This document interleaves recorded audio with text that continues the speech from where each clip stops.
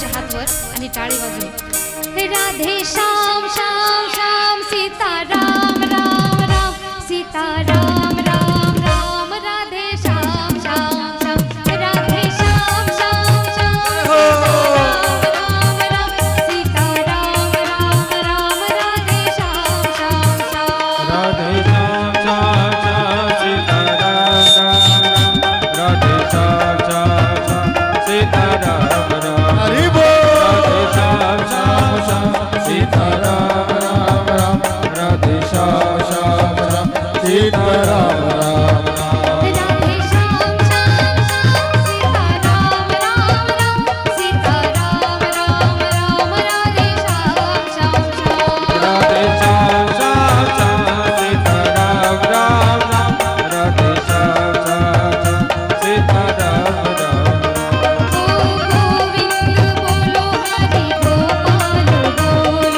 गोविंद बोलो हरि गोपाल बोलो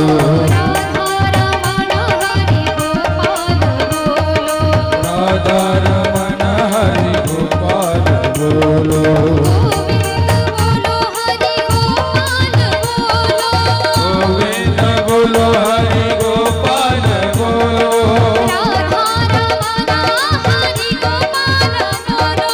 राधा रमण हरि गोपाल बोलो राधे श्याम श्याम श्याम सीताराम राम राम राधे श्याम श्याम श्याम सीताराम राम राधे श्याम श्याम श्याम सीताराम राम राम राधे श्याम श्याम सीताराम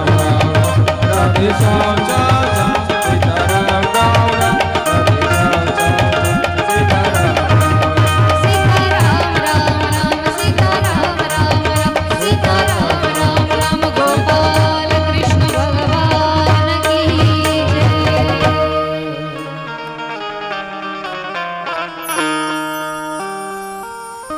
नामस्मरणाने अंतःकरण शुद्ध होत असतं आणि म्हणून आपल्या संप्रदायामध्ये म्हणा किंवा कोणताही संप्रदाय असो, श्रीमद भागवत महापुराण असो, चालू हेल हेल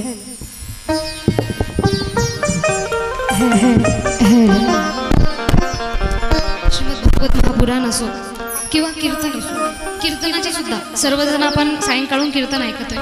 कीर्तनाची सुरुवात कशाने होते? राम कृष्ण हरी. श्रीमद भागवत महापुराणची सुरुवात कशाने होते? नामस्मरणाने. प्रत्येक गोष्टीची सुरुवात आपल्या संस्कृतीमध्ये नामस्मरणाने सांगितले. कारण नामस्मरणानं मन शांत होत असतं आणि मन पवित्र होत असतं. जेव्हा मन पवित्र होतं तेव्हा त्यामध्ये कोणत्याही गोष्टी किंवा कोणत्याही कथा, कोणतंही ज्ञान जेव्हा आपण घेतो तेव्हा ते बरोबर एकदम पाहिजे त्या ठिकाणी फिट्ट बसतं. नाहीतर इकडून जातं आणि इकडून बाहेर निघून जातं. अशा ज्ञानाला महत्त्व येत नाही. म्हणून कालच्या ज्या ज्या कथा आपण पाहिल्यात, कुणाकुणाला आठवण आहेत? आज कुणी नवीन आलेलं आहे का कालचे सर्व आहेत ना? हां, कालच्या ज्या ज्या कथा झाल्यात, काल आपण पाहिले भगवंताला नमन केले. का नमन करायचे आणि संसारामध्ये असताना आपण कशा प्रकारे आपला परमार्थसुद्धा आणि संसार या दोन्ही गोष्टी कशा प्रकारे साधू शकतो हे सुद्धा आपण पाहिले. आणि महत्त्वाचा विषय म्हणजे श्री शुकदेवजी महाराज यांच्या जन्माची सुद्धा कथा आपण पाहिली. खरा साधू पुरुष कुणाला म्हणायचे हे सुद्धा आपण पाहिलेलं आहे. आज कथेला पुढचा भाग आपण घेणार आहोत. बघा, श्रीमद भागवत महापुराणमध्ये सांगितलेलं आहे की एक वेळची गोष्ट आहे. एकदा 28,000 ऋषी तपस्या करण्यासाठी बसले होते आणि तेवढ्यामध्ये तिथे सूतजी आले आणि सर्व जे 28,000 ऋषी आहे त्या सर्व 28,000 ऋषींना आपण शौनक आणि आदी, त्याचे जे महत्त्वपूर्ण ऋषी होते म्हणजे जे मेन ऋषी आहेत त्यांना शौनक आणि आदी म्हणजे बाकीचे असं आपण बोलणार आहोत. शौनक आदी ऋषी आणि सूतजींना त्यांनी एका आसनावर बसवलं आणि सूतजींना त्यांनी प्रश्न विचारले. सुरुवातीला बघा, कुणाला जरी प्रश्न विचारायचा असेल किंवा कुणाकडं आपलं काही काम असेल तर आधी त्याचं आपल्याला थोडंसं गुणगान करावं लागतं. कारण जोपर्यंत आपण थोडासा मोठेपणा कुणाला देणार नाही तोपर्यंत आपलं काम होणार नाही. महत्त्वाचं म्हणजे कलियुगामध्ये तर हल्ली तेच चालतं, बरोबर. बघा, एक दृष्टांत तुम्हाला सांगते. बघा, हल्लीचं युग कसं चालू आहे की एक बॉस होते आणि 3-4 त्यांचे एम्प्लॉईज समोर बसून होते, जे त्यांच्या हाताखाली काम करणारे 3-4 जण होते आणि बॉस समोर बसलेले.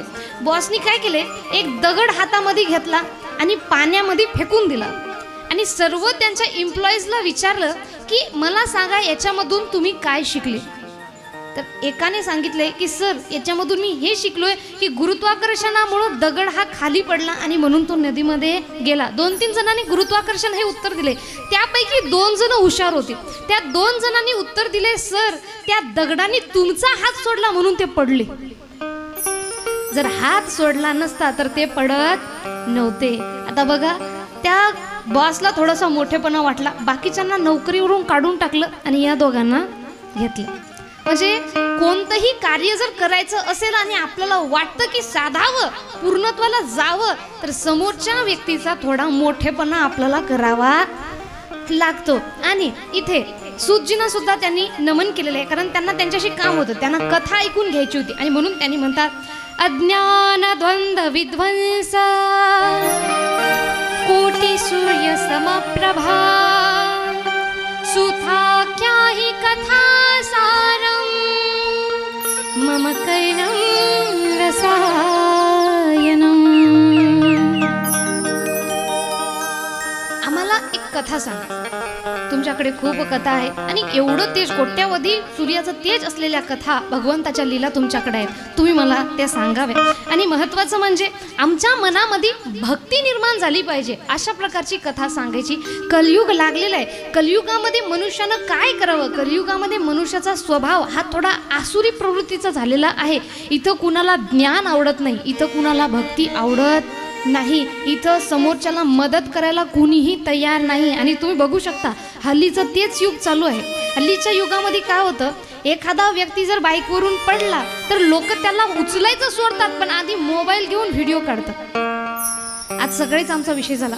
हरिभक्तपरायण देशमुख महाराज घरी आले होते आणि त्यांच्याबद्दल आई बाबा सांगत होते की त्यांचा एक स्वभाव आहे, ॲक्सिडेंट झाला कोण काय म्हणतं, पोलीस केस वगैरे ते नंतर पाहून घेईल, आधी त्या व्यक्तीला उचलायचं आणि दवाखान्यामध्ये न्यायचे. बाकीचे फोटो काढत बसतात, त्यांनी दवाखान्यामध्ये घेऊन सुद्धा जातात. अशा प्रकारे कार्य प्रत्येक मनुष्याचं असायला पाहिजे. पण आजकाल तसं नाही, दिखावेपणा हा जास्त लोकांना आवडतो आणि हेच भक्तीमध्ये सुद्धा झालेलं आहे. म्हणून अशा लोकांनी कलियुगामध्ये काय करावं, काय नाही आणि काय केल्याच्या नंतर त्यांना मोक्ष प्राप्त होईल, त्यांना ज्ञान प्राप्त होईल, त्यांच्या मनामध्ये भक्ती होईल, हे सगळे प्रश्न शौनकाद ऋषींनी सूतजी यांना विचारलेले. त्यांनी म्हणतात की या कलियुगामध्ये मनुष्य आसुरी प्रवृत्तीचा झालेला आहे आणि आपण आता बघू शकतो या कलियुगामध्ये मनुष्य लोकांसोबत चांगलं वागायचं सोडा, घरच्या आई वडिलांसोबत सुद्धा चांगला वागत नाही. ज्या मात्या पित्यांनी त्या बाळाला जन्म दिला, मोठं झाल्यानंतर तीच लेकरं मात्या पित्यांना प्रश्न करायला लागली, तुम्ही आमच्यासाठी काय केलं. आपल्याला जन्म दिला ही गोष्ट सगळ्यात मोठी त्यांनी केली. आणि महत्त्वाचं म्हणजे मला फार आनंद वाटला की आजच्या कथेचं जे काही यजमान आहेत, आजची कथा ज्यांनी ठेवलेली आहे त्यांनी आपल्या आईवडिलांच्या स्मृतिप्रित्यर्थ ही कथा ठेवलेली आहे. असे मुलं बाळं आजकाल कुठेही मिळत नाहीत. म्हणून आजकालचा जो मनुष्य आहे तो आसुरी प्रवृत्तीचा झालेला आहे. आणि म्हणून महाराज म्हणतात की कलियुगामध्ये काय करायला पाहिजे हे प्रश्न जेव्हा विचारले आणि कलियुगातल्या लोकांसाठी काय भगवंताने ठेवून गेलेले, भगवंताचं वैकुंठ गमन झाल्याच्या नंतर धर्म कुणाच्या आश्रयाने इथे राहिला, या सर्व प्रश्नांची उत्तरं त्यांना विचारली. आणि सांगतात काल व्याल मुख ग्रास त्रास निर्नाश हेतवे श्रीमद्भागवतं शास्त्रं कलोकिरेन भाषितम्. आपला कालच विषय झाला की मनुष्याला कालरूपी सर्प हा गिळंकृत करण्यासाठी कधीही तयार आहे. आज आपण पाहिले, आज आपण कुणाला फोनवर बोलतोय, उद्या कळतं की तो व्यक्ती या जगामध्ये राहिलेला नाही. म्हणून मनुष्याचं कार्य कसं झालंय, आज आहे उद्या नाही. मग अशामध्ये श्रीमद भागवतम शास्त्र, श्रीमद भागवत महापुराणचं श्रवण जो व्यक्ती करतो तो या कालरूपी सर्पाच्या ह्याच्यामध्ये सापडणार नाही. पुढे त्यांनी सांगितलेलं आहे की हे जे श्रीमद भागवत महापुराण आहे प्रत्येकाला मिळत नाही, जन्मोजन्मांतरी लभेत पुण्य. जन्मांतरी लभे पुण्य तदा भागवत लभेल. ज्यांचं जन्मोजन्मांतरीचं पुण्य उदयाला येतं फक्त त्यांना श्रीमद भागवत महापुराण ऐकायला मिळतं. आणि महत्वाचं म्हणजे आपल्या संतांनी सुद्धा सांगून गेलेलं आहे काय, जन्मोजन्मी आम्ही बहुपुण्य केले तेव्हा या विठ्ठले कृपा केली. जन्मोजन्मी आम्ही बहुपुण्य केले, जन्मोजन्मी आम्ही बहुपुण्य केले, तेव्हा या विठ्ठले कृपा केले, तेव्हा या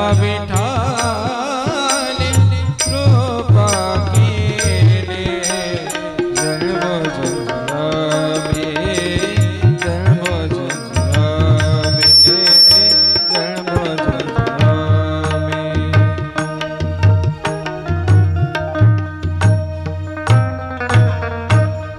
जन्मोजन्मी आम्ही बहुपुण्य केले तेव्हा या विठ्ठले कृपा केली. अहो जन्मोजन्मांतरीचं पुण्य लागतं. बरीच लोक म्हणताना आपल्याला दिसतात, मी कथा ऐकत नाही, मी कीर्तन ऐकत नाही, मी देवदेव करत नाही, मी देवाचं नामस्मरण करत नाही.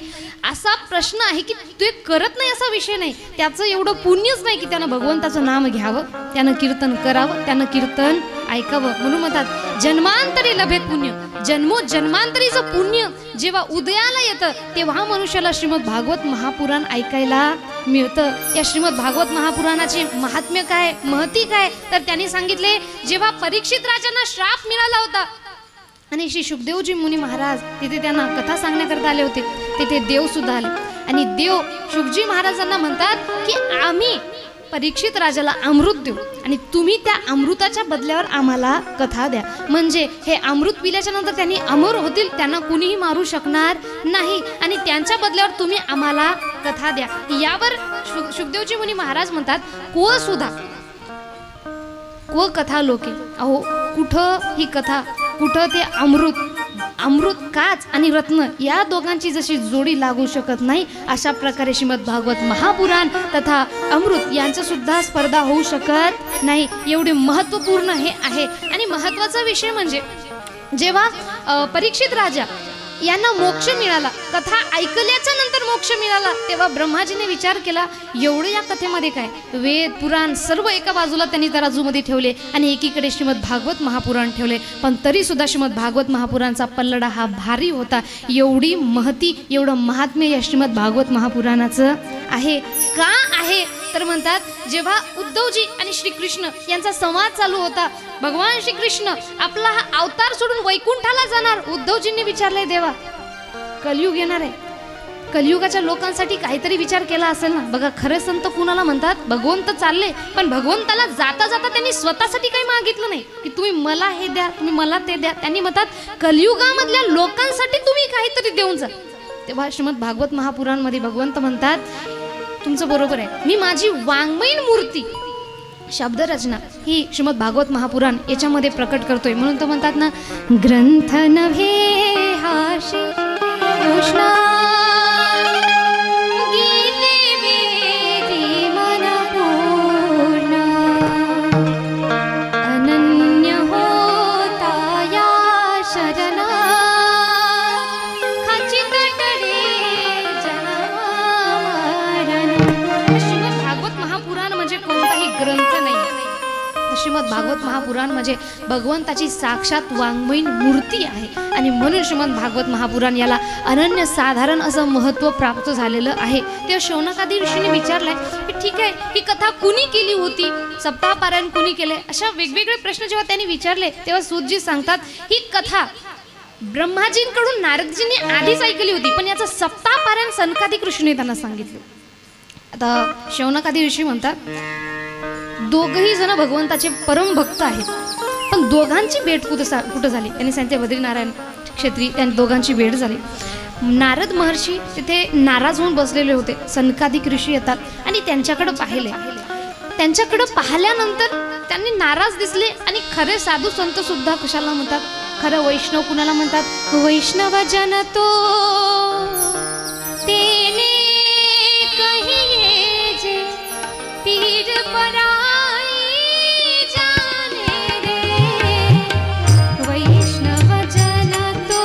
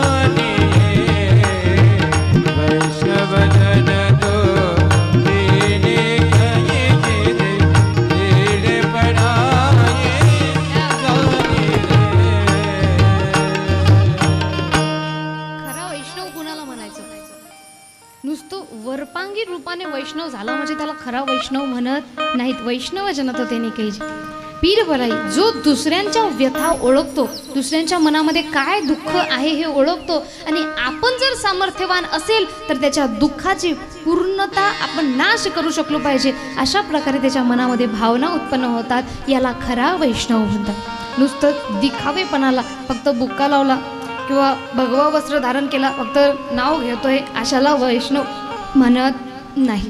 आणि सनकादिक ऋषींनी नारदजींना प्रश्न केला, नारदजी तुम्ही भगवंताचं नामचिंतन करणारे भक्त आहात, तुमच्या चेहऱ्यावर असा नैराश्य हे शोभण्यासारखं नाही, कारण तुम्ही भगवंताचे परम भक्त आहेत आणि नेहमी नाम येणारे. कारण नारद महर्षी नेहमी काय म्हणतात, त्यांच्या मुखामध्ये एकच शब्द असतो, काय?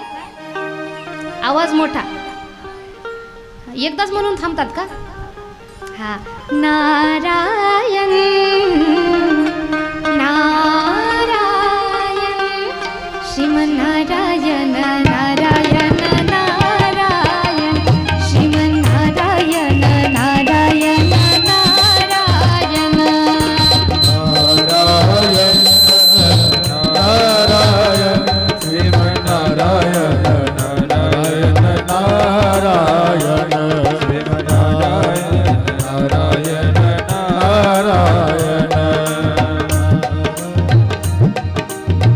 नारायण त्यांच्या मुखामध्ये नेहमी भगवंताचं नाम असतं.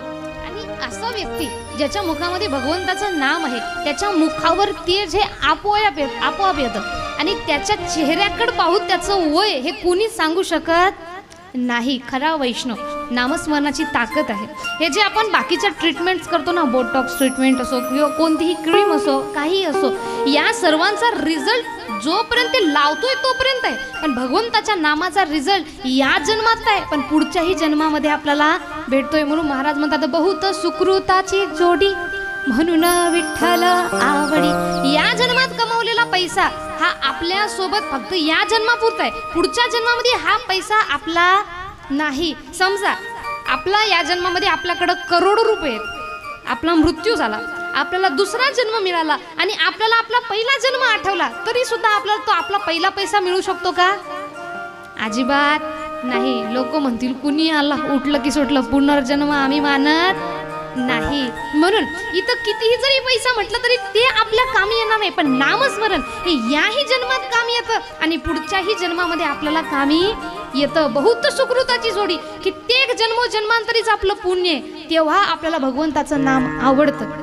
आणि ज्यांना आवडतच नाही त्यांनी समजून घ्या की त्यांनी पहिल्या जन्मात काही पुण्य केलेलं नाही. म्हणून या जन्मामध्ये तरी आपण पुण्याचा कोटा थोडा भरला पाहिजे.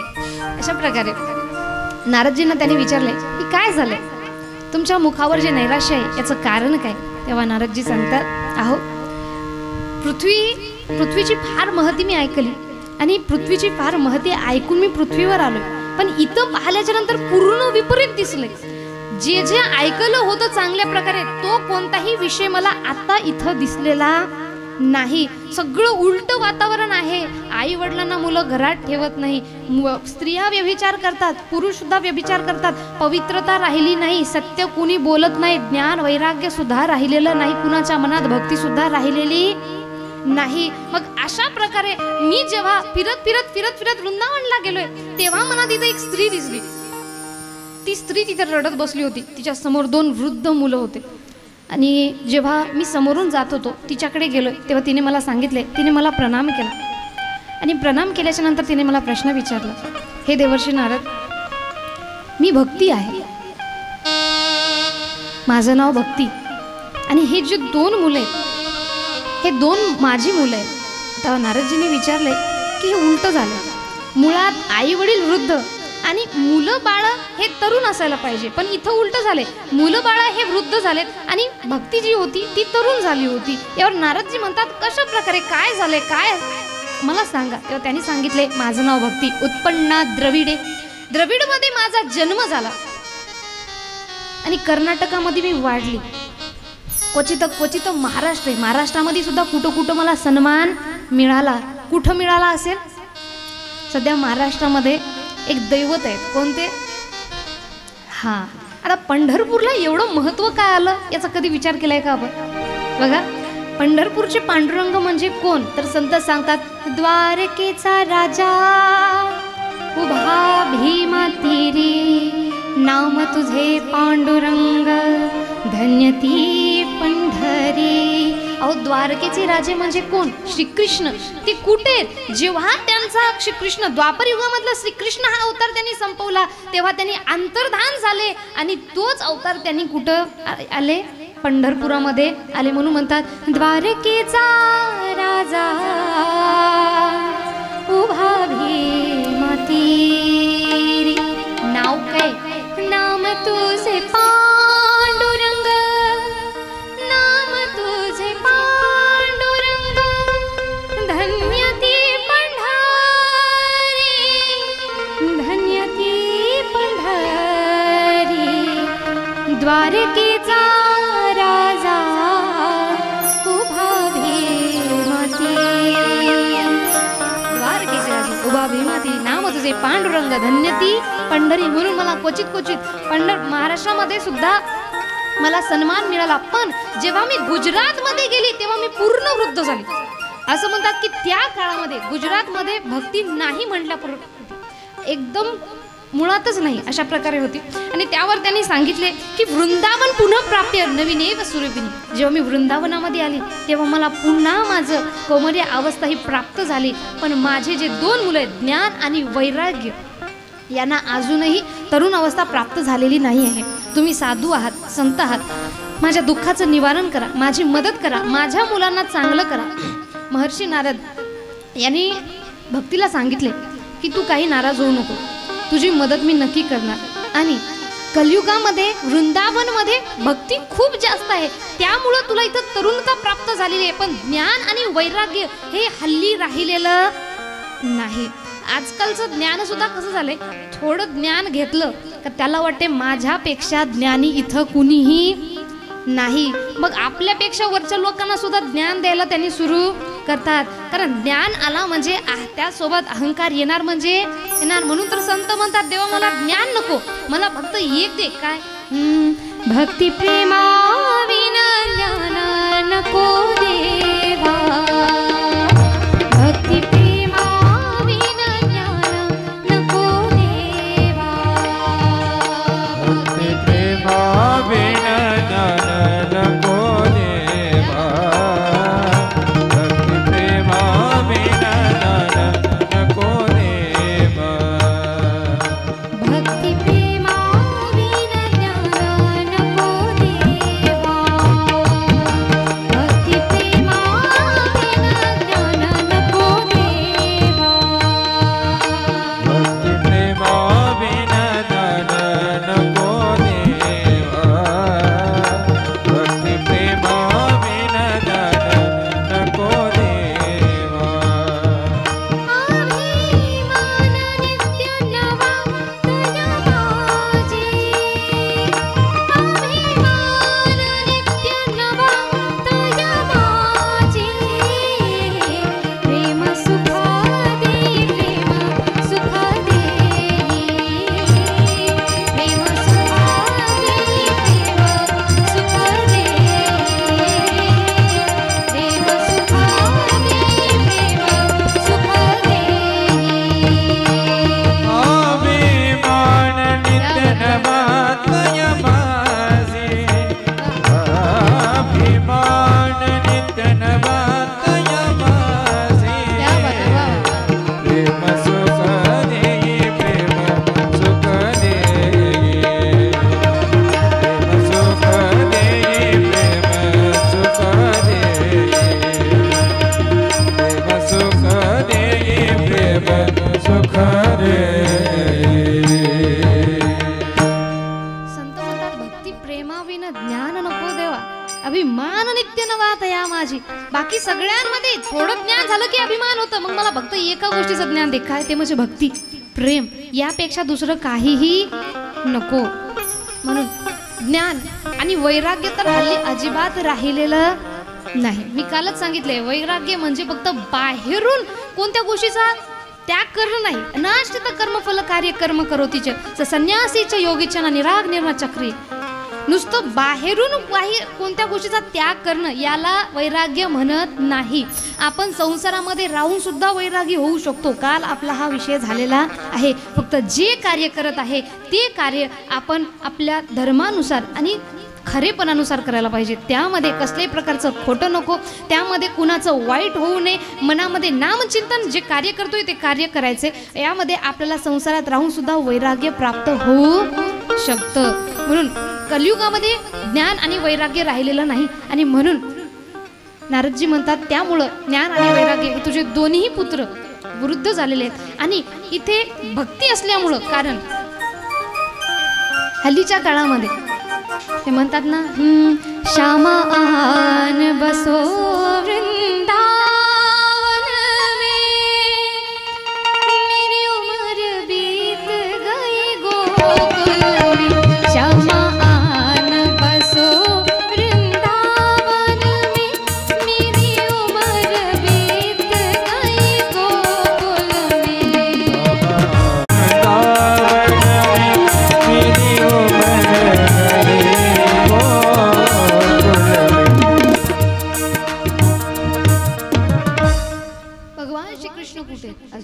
त्यांनी सांगितले वृंदावन. आणि त्यामुळं वृंदावन वासियांमध्ये भक्तीचं प्रमाण जास्त आहे. त्यामुळं तू इथं तरुण झालेली आहे. आता काही काळजी करू नको, मी तुझ्या पूर्ण दुःखांचं निवारण करणार हे सांगितलंय. यावर भक्तीने एक प्रश्न विचारला की जेव्हा परीक्षित राजाने कलियुगाला मारण्यासाठी समोर बाण सुद्धा धरला होता, पण तरी सुद्धा कलियुगाला का सोडले?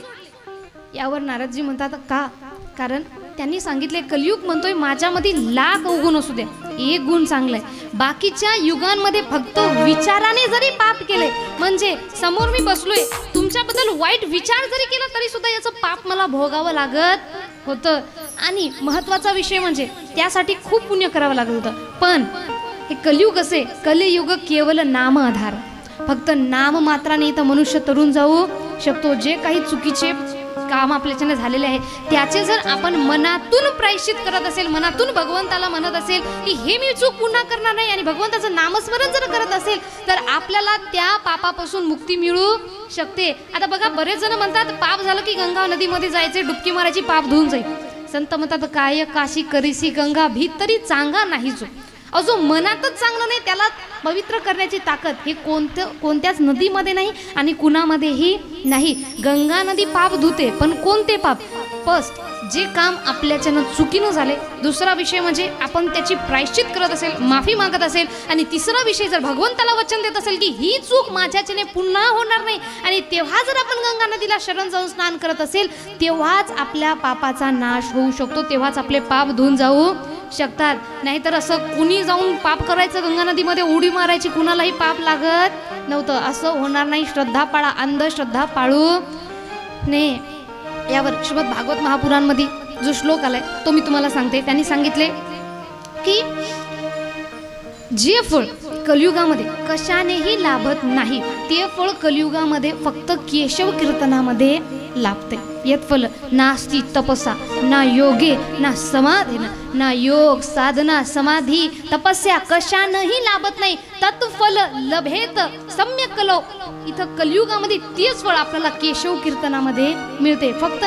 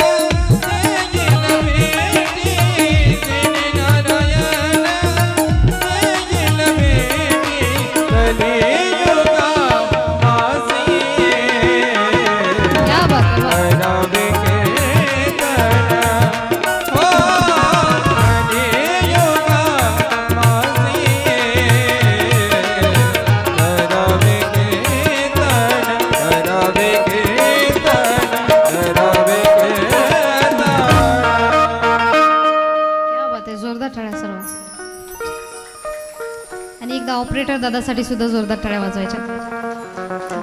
कलियुगा माझी करावे कीर्तन, कारण कलियुगामध्ये केशव कीर्तनामध्ये जे फळ मिळते ते बाकी कोणत्याच युगामध्ये तपस्या केल्यानंतरही मिळत नव्हतं. आणि म्हणून परीक्षित राजाने कलियुगाला सोडले. हा संवाद झाल्याच्या नंतर भगवंताचे ध्यान केल्याच्या नंतर तिथे एक आकाशवाणी झाली आणि सत्कर्म करा असं नारदजींना सांगितले. तेव्हा नारदजी बद्रीनाथ क्षेत्री जाऊन बसले आणि तिथे सनकादिकांची भेट झाली आणि हा विषय सनकादिकांना सांगितला. सनकादिक ऋषी म्हणतात ठीक आहे, बरोबर आहे. सत्कर्म म्हणजे कोणतं सत्कर्म करायला सांगितलं तर त्यांनी सांगितले तुम्ही श्रीमद भागवत महापुराण सप्ताह पारायण करा.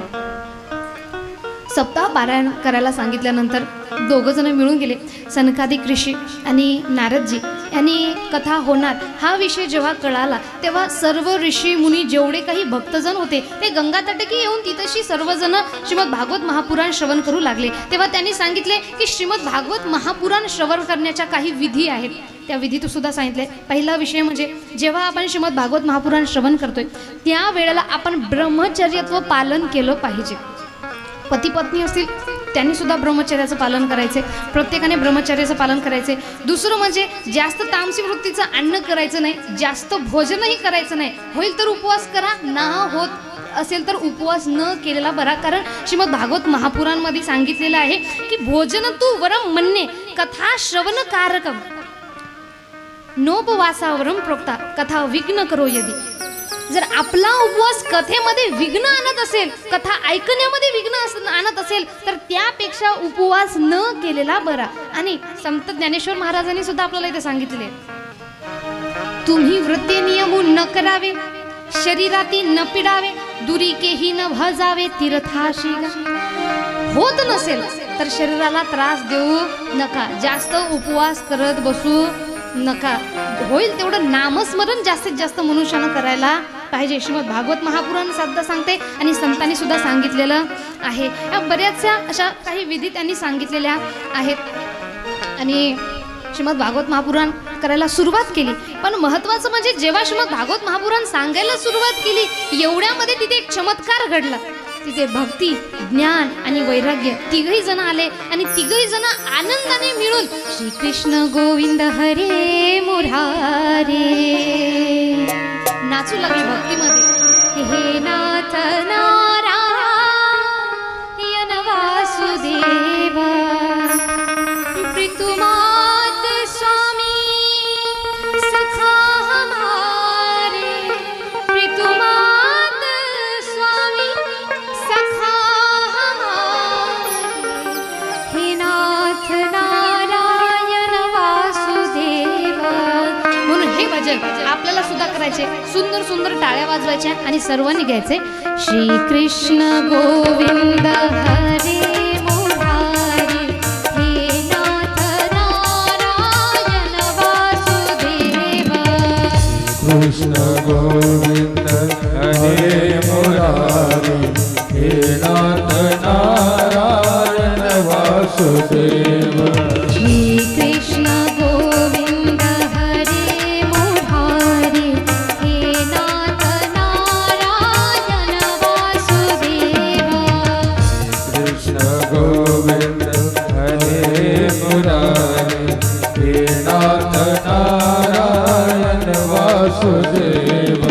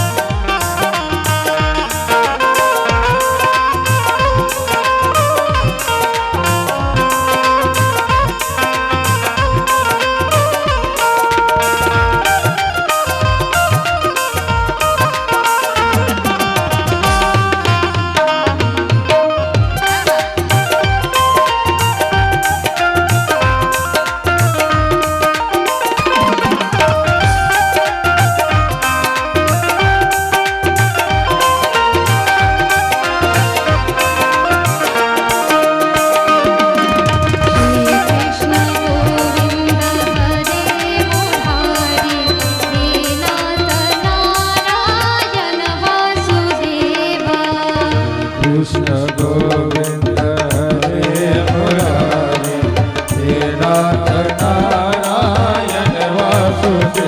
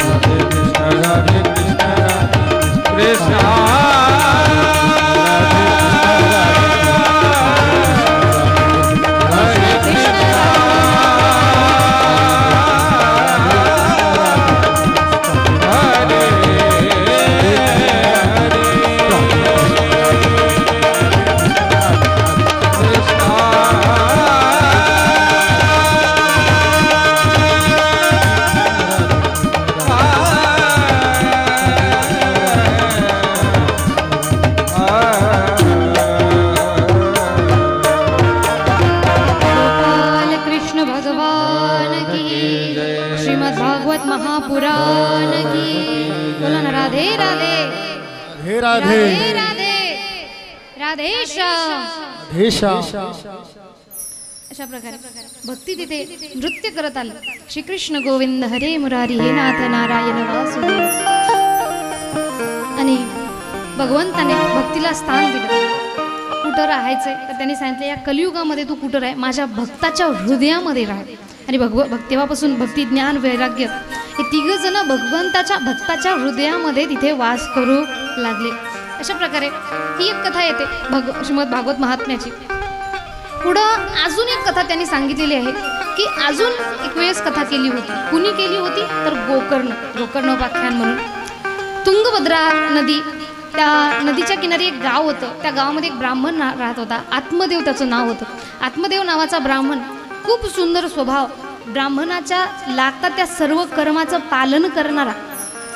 परंतु त्याच्या जीवनामध्ये सगळं सुख असताना एक दुःख होतं. आणि ते दुःख म्हणजे त्याला संतान नव्हतं. बघा बऱ्याच जणांना वाटतंय की माझ्याकडे सगळे धन दौलत प्रॉपर्टी सगळे पण मला मूलबाळ नाही, म्हणजे माझा जन्म व्यर्थ गेला का काय. पण असं नसतं.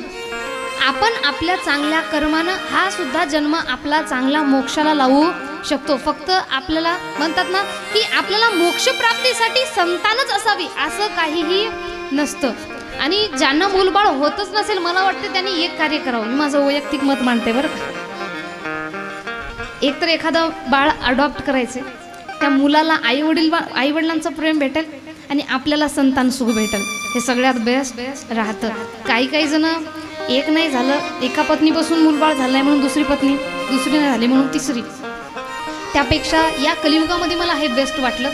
कुणी मनावर घ्यायचं नाही, मी फक्त माझं वैयक्तिक मत मांडलेलं आहे. म्हणून त्याच्याकडे सगळं सुख होतं, पैसा धन दौलत, फक्त त्याच्याकडे एक सुख नाही, ते म्हणजे संतती नाही. आणि म्हणून त्याला वाटलं अरे माझ्याकडे संतानच नसेल तर या जीवनाला व्यर्थ, हे जीवन व्यर्थ आहे. म्हणून त्यांनी आत्महत्या करण्यासाठी गेले. आत्महत्या करण्यासाठी गेलेले असताना त्यांना तिथे एक महात्मा भेटले आणि त्या महात्म्याने संतांनी त्यांना थांबवले. थांबा, काय झाले, का आत्महत्या करत आहेत. त्यांनी झालेला सगळा प्रसंग सांगितलाय आणि पाया पडून त्यांनी म्हटले की तुम्ही मला थांबवत आहात, मी एका गोष्टीने थांबल. तुम्ही जर मला संतान सुख होईल हा जर आशीर्वाद देत असाल तर मी जिवंत थांबेल, नाही तर मी थांबणार नाही. मला थांबवू नका, तुमचे प्रयत्न व्यर्थ जाणार. तेव्हा त्यांनी फार समजावून सांगण्याची गोष्ट केली. फार समजावून सांगितले, अरे बाबा तुला मोक्ष मिळावे यासाठी मुलगाच असणे किंवा मुलगीच असणे हे काही एवढं महत्त्वाचं नाही. स्वतःच्या कर्मानं सुद्धा आपण आपल्याला मोक्ष प्राप्त करून घेऊ शकतो. कारण मोक्ष प्राप्तीसाठी एक गोष्ट आहे, चांगलं कर्म करा आणि त्या कर्माचा आश्रय घेऊ नका, त्या फळाची आशा करू नका. संतांनी श्रीमद भागवत गीतेमध्ये श्रीकृष्ण सांगतात कर्मण्येवाधिकार असते ना फलेषु कदाचित. कर्म करा, कर्मावर तुमचा अधिकार आहे, पण त्या कर्माच्या फळावर आपला अधिकार नाही. जे भगवंत द्यायचंय आपल्याला पाहिजे तशा प्रकारे तो देणार म्हणजे देणार. तर म्हणून तर म्हणतात ना, एक सुंदर असं गीत आहे, जैसे ज्याचे कर्म तैसे फळ देतो रे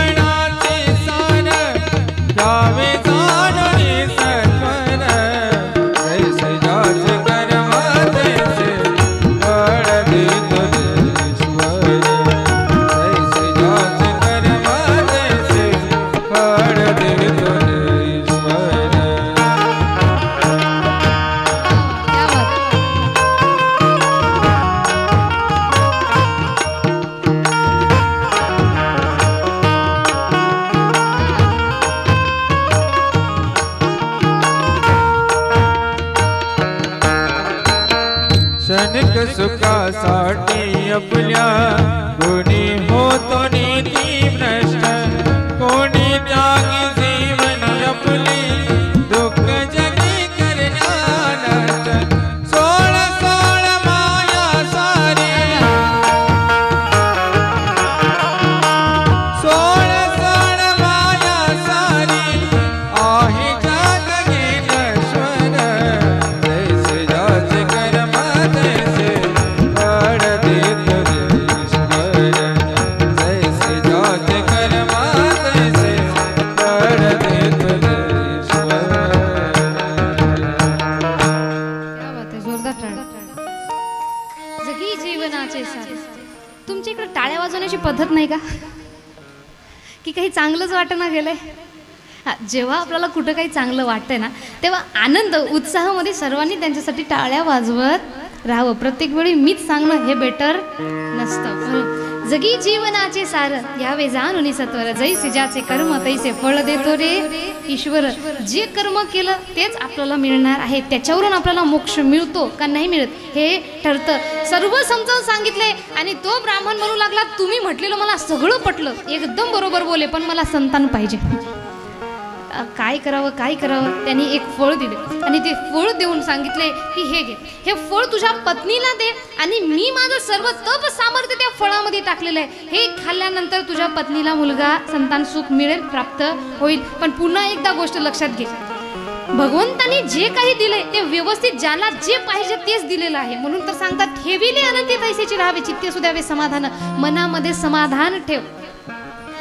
नको त्या गोष्टीच्या मार्गाला लागशील तर याचं फळ सुद्धा तुला भोगावं लागेल. ते म्हटले काही हो, मला काहीच नाही पाहिजे, मला फक्त संतान पाहिजे. बघा भगवंत जे काही करतात ते आपल्या चांगल्यासाठीच करतात. फक्त आपल्याला हे उशिरा कळतं की ते आपल्या चांगल्यासाठी होतं. एक दृष्टांत तुम्हाला सांगते का की जे काही होतं ते चांगल्यासाठी होतं. एक राजा होता, सर्वांनी लक्ष देऊन ऐकायचं इकडे. एक राजा होता, त्याचा एक प्रधान होता. त्या राजाचा प्रधान नेहमी 2 वाक्य बोलत असे. जे झालं ते चांगल्यासाठी झालं, जे होतं ते चांगल्यासाठीच होतं. वाक्य लक्षात ठेवायचे. पहिलं कोणतं? जे झालं ते चांगलं झालं. आवाज मोठा. जे झालं ते चांगलं आणि जे होतं ते चांगल्यासाठी. हा, असा आवाज मोठा सर्वांनी ठेवायचा. आता एक वेळेची गोष्ट आहे की जो राजा आहे तो त्याच्या आवडीची जी तलवार आहे त्या तलवारीला धार लावत होता. तलवारीला धार लावत आहे.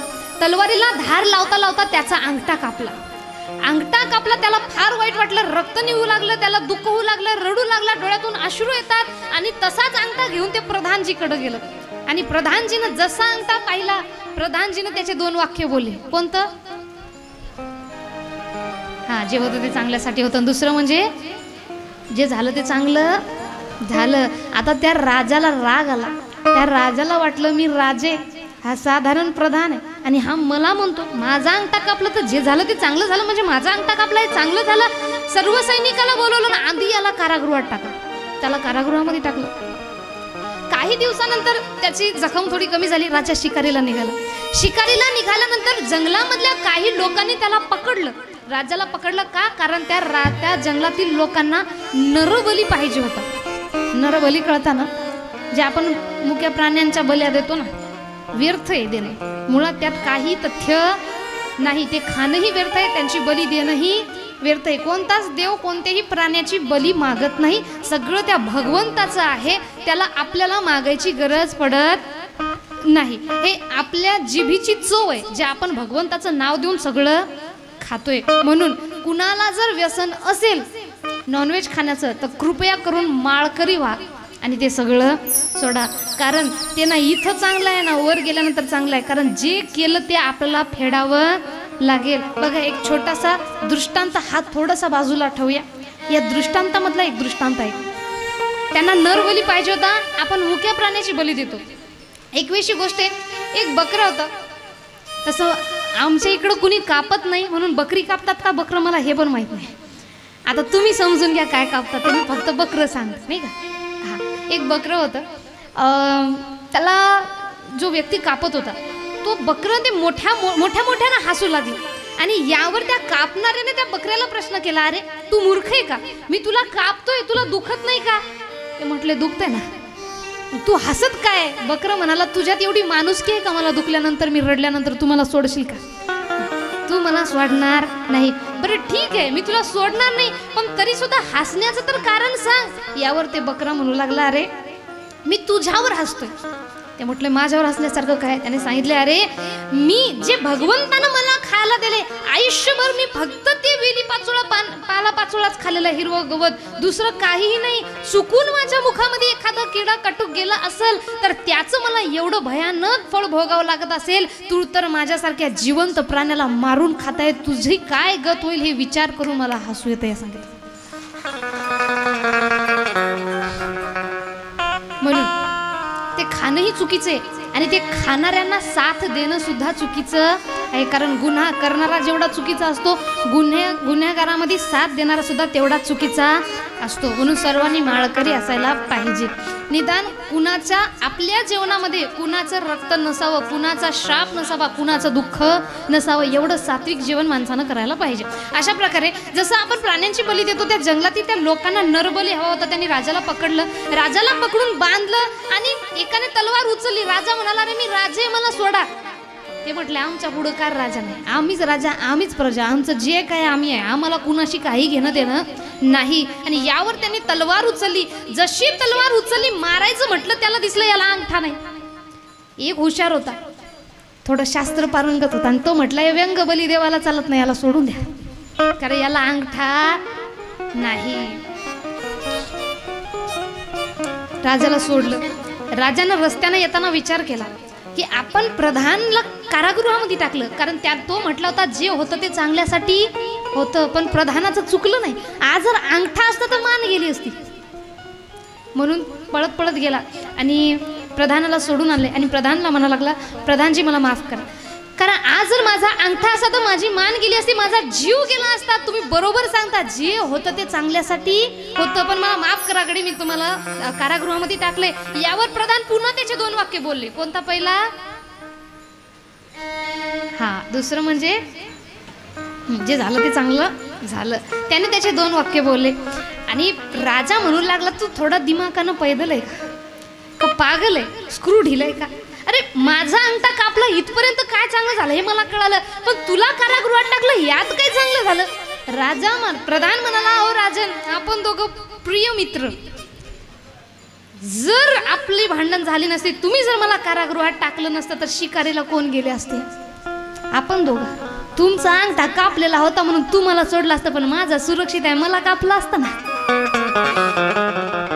म्हणून अशा प्रकारे म्हणतात, जे होतं ते चांगल्यासाठी होतं, फक्त वेळेच्या नंतर आपल्याला कळतं.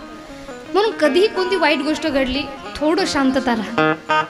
कधी कधी आपल्या वाईट कर्माचे फळ असतात आणि कधी कधी जे आपल्याला मिळत, एखादी गोष्ट बघा आपल्याला मनातून आवडते पण ती मिळत नाही, तर हे समजून घ्या की ती आपल्यासाठी चांगली नाही. हे आपले चांगले कर्म आहेत की त्या वाईट गोष्टीला आपल्या जीवनामध्ये आणण्यापासून थांबवत आहे. म्हणून नको त्या गोष्टीच्या मार्गाला सुद्धा आपण लागू नाही. बोला ना, राधे राधे राधे राधे राधेश्याम. ते संत महात्मा त्याला समजावून सांगू लागले, पण ते आत्मदेव नावाचा ब्राह्मण म्हणाला, तुमचं मला सगळं पटलं, बरोबर आहे, अगदी 100% खरं, पण मला संतान पाहिजे. म्हटले ठीक आहे, घेऊन जा फळ, पण एक गोष्ट लक्षात ठेव, हे फळ खाल्ल्याच्या नंतर पत्नीला काही तुला नियम देतोय, त्या नियमाचे पालन करायचे. पहिली गोष्ट म्हणजे सत्य, पवित्रता, कुणाबद्दल वैरभाव मनामध्ये ठेवायचा नाही, भांडणी करायची नाही, वाईट विचार आणायचे नाही, नामस्मरण करायचे. हे काही त्यांनी पथ्य सांगितले, काही नियम सांगितले. आणि सर्वात दुःखाची गोष्ट म्हणजे आत्मदेव नावाच्या ब्राह्मणाची जी पत्नी होती धुंदुली, हिच्यामध्ये ही सर्व अवगुण संपन्न होती. लक्षात आलं का? सर्व गुण नाही, सर्व अवगुण संपन्न. तिने विचार केला की हे जर फळ मी खाल्लं, मी जर गर्भवती राहिली, बघा आई बनणं हे जगातील सगळ्यात सौभाग्याची गोष्ट मानली जाते, नाही का? हा, पण ती विचार करू लागली की मी जर गर्भवती राहिली, घरात जर चोर आले, माझं पोट मोठं होईल, चोर जर घरात आले तर मी पळता पळता पडली, माझा जीव गेला तर मग काय करायचं? किंवा बाळाला जन्म देताना मला काय झालं तर माझा जीव गेला तर काय करायचे? यामुळे तिला भीती वाटू लागली. तिची मैत्रीण होती, तिने तिला बोलवलं आणि मैत्रीण म्हणू लागली, अगं एक काम कर, तुझ्याकडं पैसा खूप आहे, माझ्याकडं लेकरं खूप आहेत, माझ्याकडे मुलाबाळाची कमी नाही, तुझ्याकडे पैशाची कमी नाही, आणि म्हणून तू काम करते ते फळ गाईला टाकून दे. आणि मी 1 महिन्याची गर्भवती, माझं लेकरू मी तुला देईल, फक्त तुझ्या नवऱ्याला सांग की मी माझ्या बहिणीच्या इथं जात आहे, मी माझ्या मैत्रिणीच्या घरी जात आहे आणि मी माझ्या बाळाला तिथंच जन्म देईल. सगळं झालं, सगळं घडलं. ते फळाची प्रचिती पाहण्यासाठी तिने ते फळ गाईला टाकून दिलं आणि गाईला टाकल्यानंतर त्या गाईला सुद्धा गर्भधारणा राहिली. अशा प्रकारे त्या मैत्रिणीला एक मुलगा झाला आणि त्या मैत्रिणीने पैसा घेऊन तो मुलगा त्या धुंदुलीला देऊन टाकला. तो मुलगा घेऊन ती घरी आली आणि ज्या गायीने ते फळ खाल्लं होतं त्या गायीला सुद्धा एक मनुष्यासारखा मुलगा झाला, फक्त त्याचे कान हे गायीसारखे होते म्हणून त्याचं नाव ठेवण्यात आलं गोकर्ण, म्हणजे गायीच्या कानासारखा, ज्याचे कान गायीसारखे. आणि जो आत्मदेव नावाचा ब्राह्मणाचा मुलगा होता त्यांचं नाव ठेवण्यात आलं धुंदुकारी. धुंदुली म्हणाली माझ्या नावावरून त्याचं नाव ठेवायचंय धुंदुकारी. आता धुंदुकारी असा होता की माँ शेर तो बेटा 100 शेर, ती सर्व अवगुण संपूर्ण होती आणि याच्यामध्ये त्याच्यापेक्षा ॲडव्हान्स गुण होते. जोपर्यंत 2-3 घरात भांडण लावून देणार नाही तोपर्यंत त्याला जेवण जात नव्हतं. आणि महत्त्वाचं म्हणजे संस्कार अजिबात त्याने त्या लेकराला दिले नाही. पाहिजे तसा लाड करायचा, पाहिजे तो लाड पुरवायचा, नको त्या गोष्टीमध्ये साथ द्यायची. आणि अशा प्रकारे जेव्हा आपण आपल्या मुलाबाळांचं पालन पोषण करतो तेव्हा आपली मुलं वाईट मार्गावर जाणार म्हणजे जाणार. बघा, जेव्हा मुलं लहान राहतात तेव्हा त्यांनी केलेल्या छोट्या छोट्या चुका सुद्धा माणसाला फार गोड वाटतात. जेव्हा मुलं बाळं लहान असतात त्यांनी आपल्याला येऊन लाथ मारतात, आपल्याला किती गोड वाटते. आपण त्यांनी लाथ मारली तरी ते गोड वाटते, त्यांनी आपल्याला शिवी दिली तरी ते गोड वाटते, त्यांचं बोबडं बोलणं त्यांना आपल्याला फार गोड वाटते. पण आज जर आपण त्यांना हे शिव्या देताना, हे लाथ मारताना आज लहानपणी थांबवलं नाही तर मोठेपणी ह्याच शिव्या, ह्याच लाथा आपल्याला काळजामध्ये चाकू मारल्यासारख्या लागतात. म्हणून लेकरांना लहानपणापासून आपण संस्कार द्यायला पाहिजे. आज बरेच जण म्हणतात वा काय छान लेकरं घडतात, कुणा चांगला मुलगा घडला, माझ्याकडे पाहूनही बरीच जण म्हणतात नाही काय लेकरू घडलं, फार छान. मी नेहमी सांगते मी घडली नाही, मला सुद्धा घडवल्या गेलं. माझ्या आई वडिलांनी, माझ्या परिवाराने जर असाच माझा लाड केला असता, बघ मोबाईल काय करायचं कर, खूप लाडकी माझी मुलगी, असंच जर करून ठेवला असता तर आज मी या ठिकाणी राहिली नसती. मी जेव्हा लहान होती कीर्तनकार बनायचं दूर, मला कथाकार सुद्धा काही बनायची इच्छा नव्हती. मला डॉक्टर बनायचं होतं आणि दुसरा विषय म्हणजे मला कराटे शिकायचं. हे जेव्हा आपण पिक्चरमध्ये पाहतो ना, हिरोनीला गुंडे पकडून नेले, तेव्हा मी म्हणायची मला फक्त एकदा मोठं होऊ द्या, त्या टी व्हीमधून बाहेर काढून तुम्हाला मारते. मी लहान होते, मला काय तेवढं कळत नव्हतं, पण माझी आई ते सांगते. आणि मला वाटायचं कराटे शिकल्याच्या नंतर माझ्यामध्ये फार ताकद येईल, जो भांडण करायला येईल त्याला लाल होईपर्यंत मारायचं, बस हे माझं ध्येय होतं लहानपणी. एवढं असा स्वभाव. आणि एक वेळची गोष्ट आहे, आजी आजोबा आई बाबा सर्वजण बसले, त्यांनी सांगितले बाळा तू कराटे शिकशील, मारामाऱ्या करायचं शिकशील, ठीक आहे, तुझा हेतू जरी लोकांची सेवा करण्याचा असेल, तुझा हेतू जरी ज्यांचं कोणी नाही त्यांची रक्षा करायचं असेल, तरी सुद्धा मारामारी करणं ही चुकीचा विषय आहे. आणि यानं तू जगाला सुधरवू शकत नाही. कारण जग कसं आहे, एक मारल्याच्या नंतर तो 2 मारतोय, आपण 2 हाणले तो 4 हाणतो, म्हणजे भांडण थांबणारी नाही. मग आजी आजोबा आमचे वडील सांगायचे, नेहमी मला सांगतात, तेव्हा सांगितले की या 2 हाताने मारून मारून किती जणांना मारशील एका टायमाला? 10. माझ्याकडे पाहून वाटतंय का 10? माझ्याच्यानं तर मच्छरही मरत नाही. मुंगीला पाहिलं तरी मला भीती वाटते, मरते का काय किंवा डसून जाते का काय. म्हणून या 2 हाताने जास्तीत जास्त हायेस्ट आकडा झाला, खूप चांगलं जर कराटे शिकलं तरी या 2 हाताने 100 लोकांना मारू शकलो, याच्यावर आकडा नाही. पण या 2 हाताने कराटे शिकलं, मारामारा करायला शिकलं, फक्त 100 लोकांना एका टायमाला मारशील. पण हेच जर 2 हात जोडून नमस्कार केला तर लाखो करोडो लोकांच्या मनावर अधिराज्य करशील. हे संस्कार माझ्या घरच्यांनी मला दिले आणि त्यामुळं आज मी इथं आहे. आणि महत्वाचं म्हणजे जो मान सन्मान कोणतीही डिग्री घेतल्याच्या नंतर मिळत नाही, तो मान सन्मान आपल्या संप्रदायामध्ये. कारण वारकरी संप्रदाय एवढा गोड आहे, इथं वयाचं बंधन नाही. बरेच जण म्हणतात कीर्तनकार लहान लहान आहेत, कथाकार लहान लहान आहेत, पण त्याच्या पाया मोठमोठे लोक जाऊन पडतात, हे कुठं चुकीचं वाटत नाही का? हाच प्रश्न मी माझ्या आजोबांना सुद्धा विचारला होता. आमचे आजोबा खूप ग्रंथ वगैरे वाचत, पहिलेपासून प्रवचन सुद्धा करत होते घरच्या घरी, फक्त कीर्तनकार मीच झाली. आजोबांनी सांगितले तू शाळेमध्ये होती तेव्हा तुझ्या पाया पडायला किती जण आले? मी म्हटलं शाळेत असताना कशाला येते? ठीक आहे, कॉलेजमध्ये गेली तिथं कुणी पाया पडल्या का? म्हटलं नाही. मग आतापर्यंत कुणी पाया पडल्या का? नाही. मग आता पडतात, याचं कारण काय? हा विषय सोड. लोक तुझ्या पाया पडत नाही तर लोक तुझ्या गुणाच्या, तुझ्या पदाच्या आणि ज्ञानोबा तुकोबारांनी उभ्या केलेल्या वारकरी संप्रदायाच्या गादीच्या पाया पडतात. संतांची असलेली आमच्यावरची कृपा. मी नेहमी सांगते, मला पाया पडून घेणं अजिबात आवडत नाही आणि कुणी पाया पडावं अशी माझी अजिबात इच्छा सुद्धा नाही. पण जेव्हा लोक येऊन पडतात, पाय धुतात, पदराने पाय पुसतात आणि म्हणून तशा प्रकारे वागणूक सुद्धा आपल्याला ठेवावी लागते. हे सगळी शिकवण आमच्या आजी आजोबांनी मला सांगितली.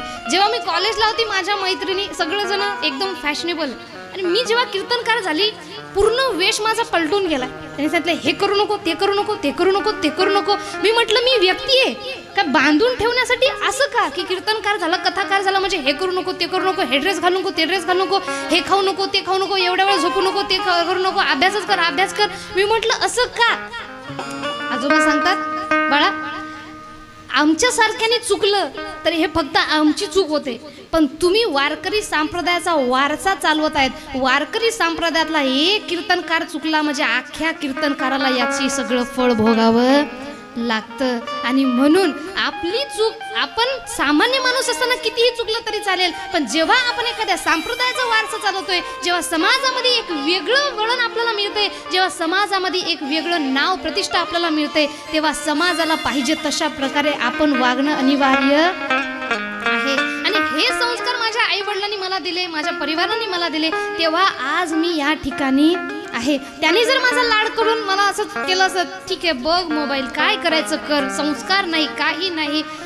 आमच्या घरी आजही एक पद्धत आहे. आम्ही सर्व बसून असताना आमचे आजी आजोबा आले, आजोबा जर आले ना, आमचे वडील, आमचे बाबा उठून बसतात. आधी आजोबाला बसू देतात, नंतर आम्हाला बसू, नंतर ते बसतात, नंतर आम्ही. म्हणजे याच्यावरून आम्हाला काय कळालंय की वडील धाड्या माणसाचा मान सन्मान ठेवायला पाहिजे. हे आम्ही आमच्या आई वडिलांकडून शिकले आणि आमच्यापासून आपली पुढची पिढी शिकणार आहे. मग जोपर्यंत संस्कार चांगले देणार नाही, तोपर्यंत आपल्या मुलाबाळांपर्यंत संस्कार चांगले पोहोचणार नाहीत. हल्ली माता पित्यांना वाटते, मी मोबाईल पाहिल, मी काय करायचं ते करेल, पण माझ्या मुलाबाळांनी अभ्यास केला पाहिजे. असं जमणार आहे का? नाही.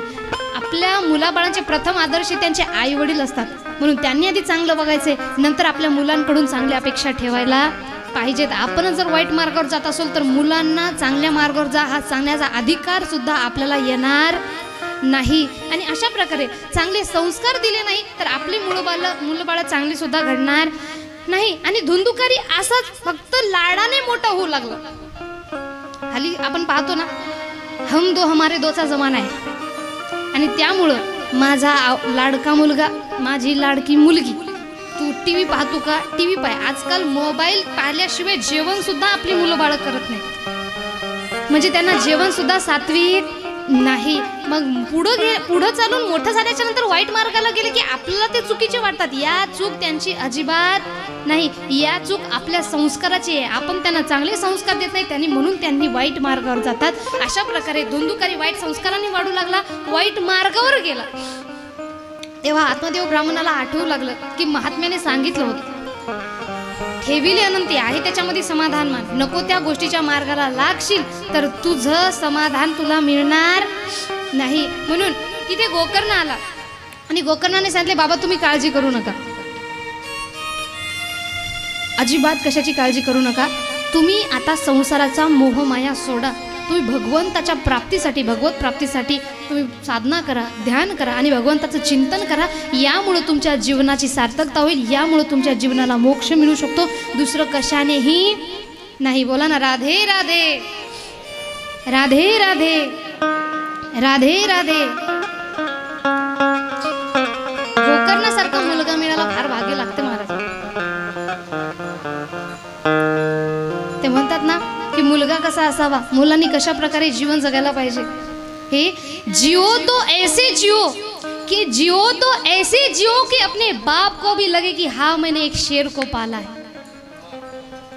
हारून मरा नाही तर पुरून उरा, पण भ्याडपणे जगायचं नाही, वाईट मार्गाला जायचं नाही. अशा प्रकारे जीवन मुलाबाळांनी सुद्धा जगायला पाहिजे. आणि गोकर्णाने उपदेश केला आणि आत्मदेव ब्राह्मणाला लक्षात आले की मुला बाळांमध्येच मोक्ष मिळण्यासाठी काहीही नसतं. आपण आपल्या कर्माने मोक्ष मिळवून घेऊ शकतो आणि त्याने मनामध्ये समाधान ठेवले आणि तेच समाधान या कथेतून आपण शिकायचे. माझ्याकडं हे नाही, माझ्याकडं ते नाही, माझ्याकडं ते नाही याचा विचार करण्यापेक्षा माझ्याकडं काय आहे याचा विचार आपण करायला पाहिजे. म्हणतात ना, जे काही आहे ते भगवंतानी दिले, जे आहे ते अतिउत्तम आहे. कारण आपल्याकडं जे आहे कित्येक जणांचं स्वप्न आहे आणि मनुष्याचं मन समाधान कधीच नाही बरं का.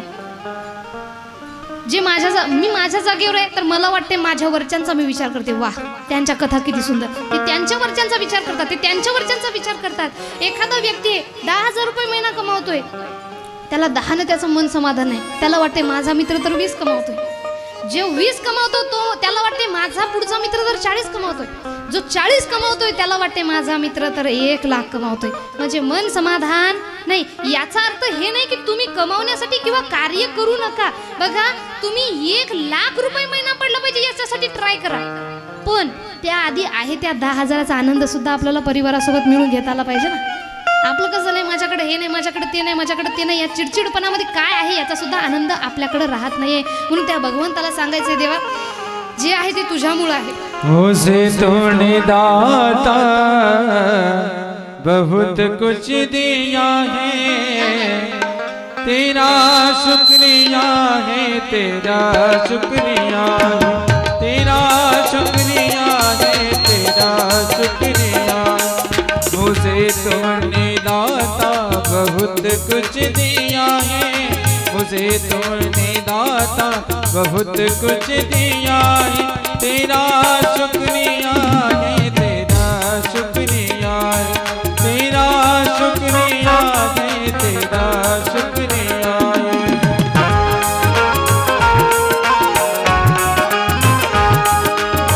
क्या बात है, श्री राधे.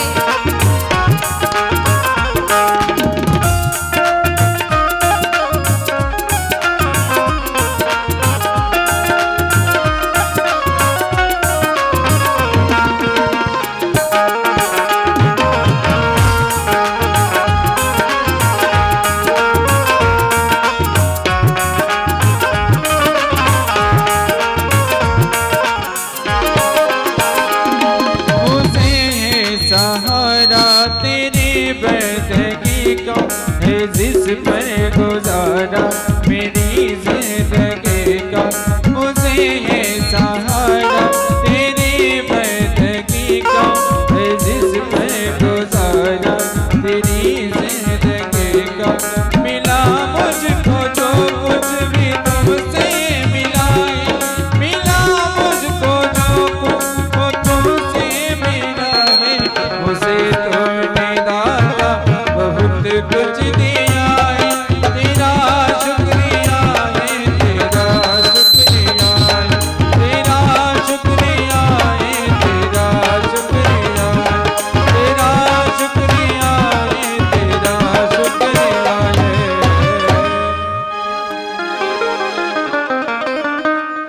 मुझे तूने दादा बहुत कुछ दिया है, तेरा शुक्रिया है, तेरा शुक्रिया.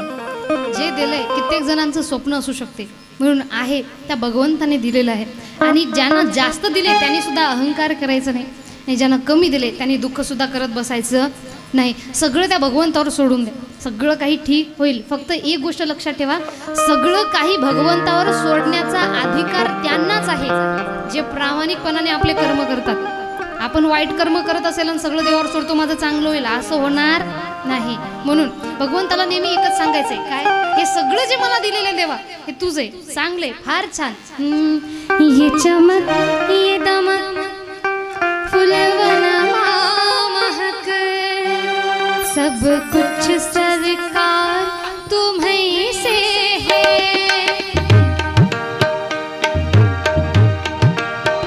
ये चमक ये दमक फुलवन महक सब कुछ सरकार तुम्हीं से है, सब कुछ सरकार तुम्हीं से है.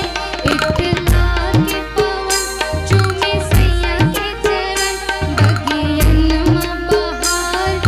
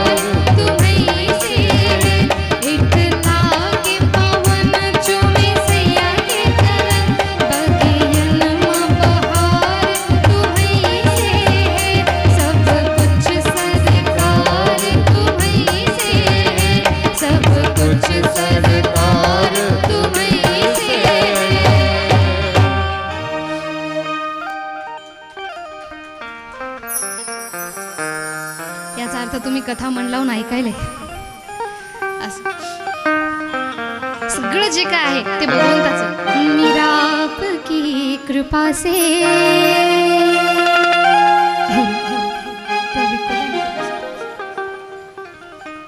मेरा आपकी कृपा से सब काम हो रहा है। भगवंताला कधीच म्हणायचं नाही की मी करतो आणि कधीच हा भावही ठेवायचा की नाही मी करतोय, कारण म्हणतात ना करते हो तुम कन्हैया मेरा नाम हो रहा है, करते हो तुम कन्हैया मेरा नाम हो रहा है, मेरा आपकी कृपा से सब काम हो रहा है। हे भगवंता, माझं जेवढं काही काम होते ते तुझ्यामुळे होते, हा भाव प्रत्येकाने आपल्या मनामध्ये ठेवायला पाहिजे। अशा प्रकारे आत्मदेव ब्राह्मणाला गोकर्णाने समजावून सांगितले आणि गोकर्णाला लक्षात आले। आत्मदेव ब्राह्मणाने स्वतःचं घरदार सगळं सोडले आणि भगवंताचं चिंतन करण्यासाठी वनामध्ये निघून गेले। आता बघा, भाऊ तीर्थक्षेत्राला निघून गेला आणि वडील वनामध्ये निघून गेले। आता राहिली फक्त धुंदुली आणि धुंदुकारी, माता आणि माता आणि मुलगा। आता संस्कार अजिबात दिले नव्हते, होती ती संपत्ती सर्व त्या धुंदुकारीने संपून टाकली। वैश्यागमन करू लागला, त्या वैश्यांची संगत करू लागला आणि त्यामुळं होती ती सगळी संपत्ती त्याने त्यांच्यावर लुटून टाकली। आता पैसा पाहिजे, काय करावं म्हणून आईकडे गेला आणि आईला म्हणाला मला पैसा हवा, मला पैसा हवा। एवढे तिला म्हटले, तिला मारले आणि एवढं दुःख त्या धुंदुलीला झाले की तिने स्वतः विहिरीमध्ये उडी मारून आपला जीव देऊन टाकला। आणि राहिला एकटा। आता पित्याचा साया नाही, मात्याचा साया नाही, भाऊ नाही, कुणीच नाही। आता हा स्वतंत्र झाला। प्रत्येकाला वाटते मी स्वतंत्र झालो, आता माझ्या मागं बोलणार कुणी नाही, म्हणजे आता मी स्वतंत्र झालो, तर स्वतंत्र नाही। आता आपले वाईट मार्गावर जाण्याचे चान्सेस हे जास्त आहे, कारण जेव्हा आपल्याला रोकटोक करणारे लोक असतात ना, तेव्हा आपण त्यांना घाबरून तरी वाईट काम करत नाही। तुम्ही आताही बघा, खेड्यापाड्याने मायबापांना कधीच वृद्धाश्रमामध्ये ठेवणार नाहीत का, कारण त्यांनी काय म्हणतील, लोक काय विचार करतील, या विचाराने का होईना पण आपल्या मायबापांना घरामध्ये ठेवतात।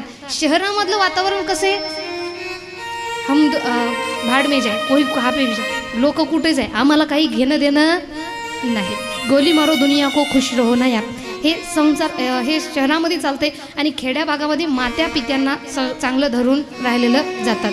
म्हणून अशा प्रकारे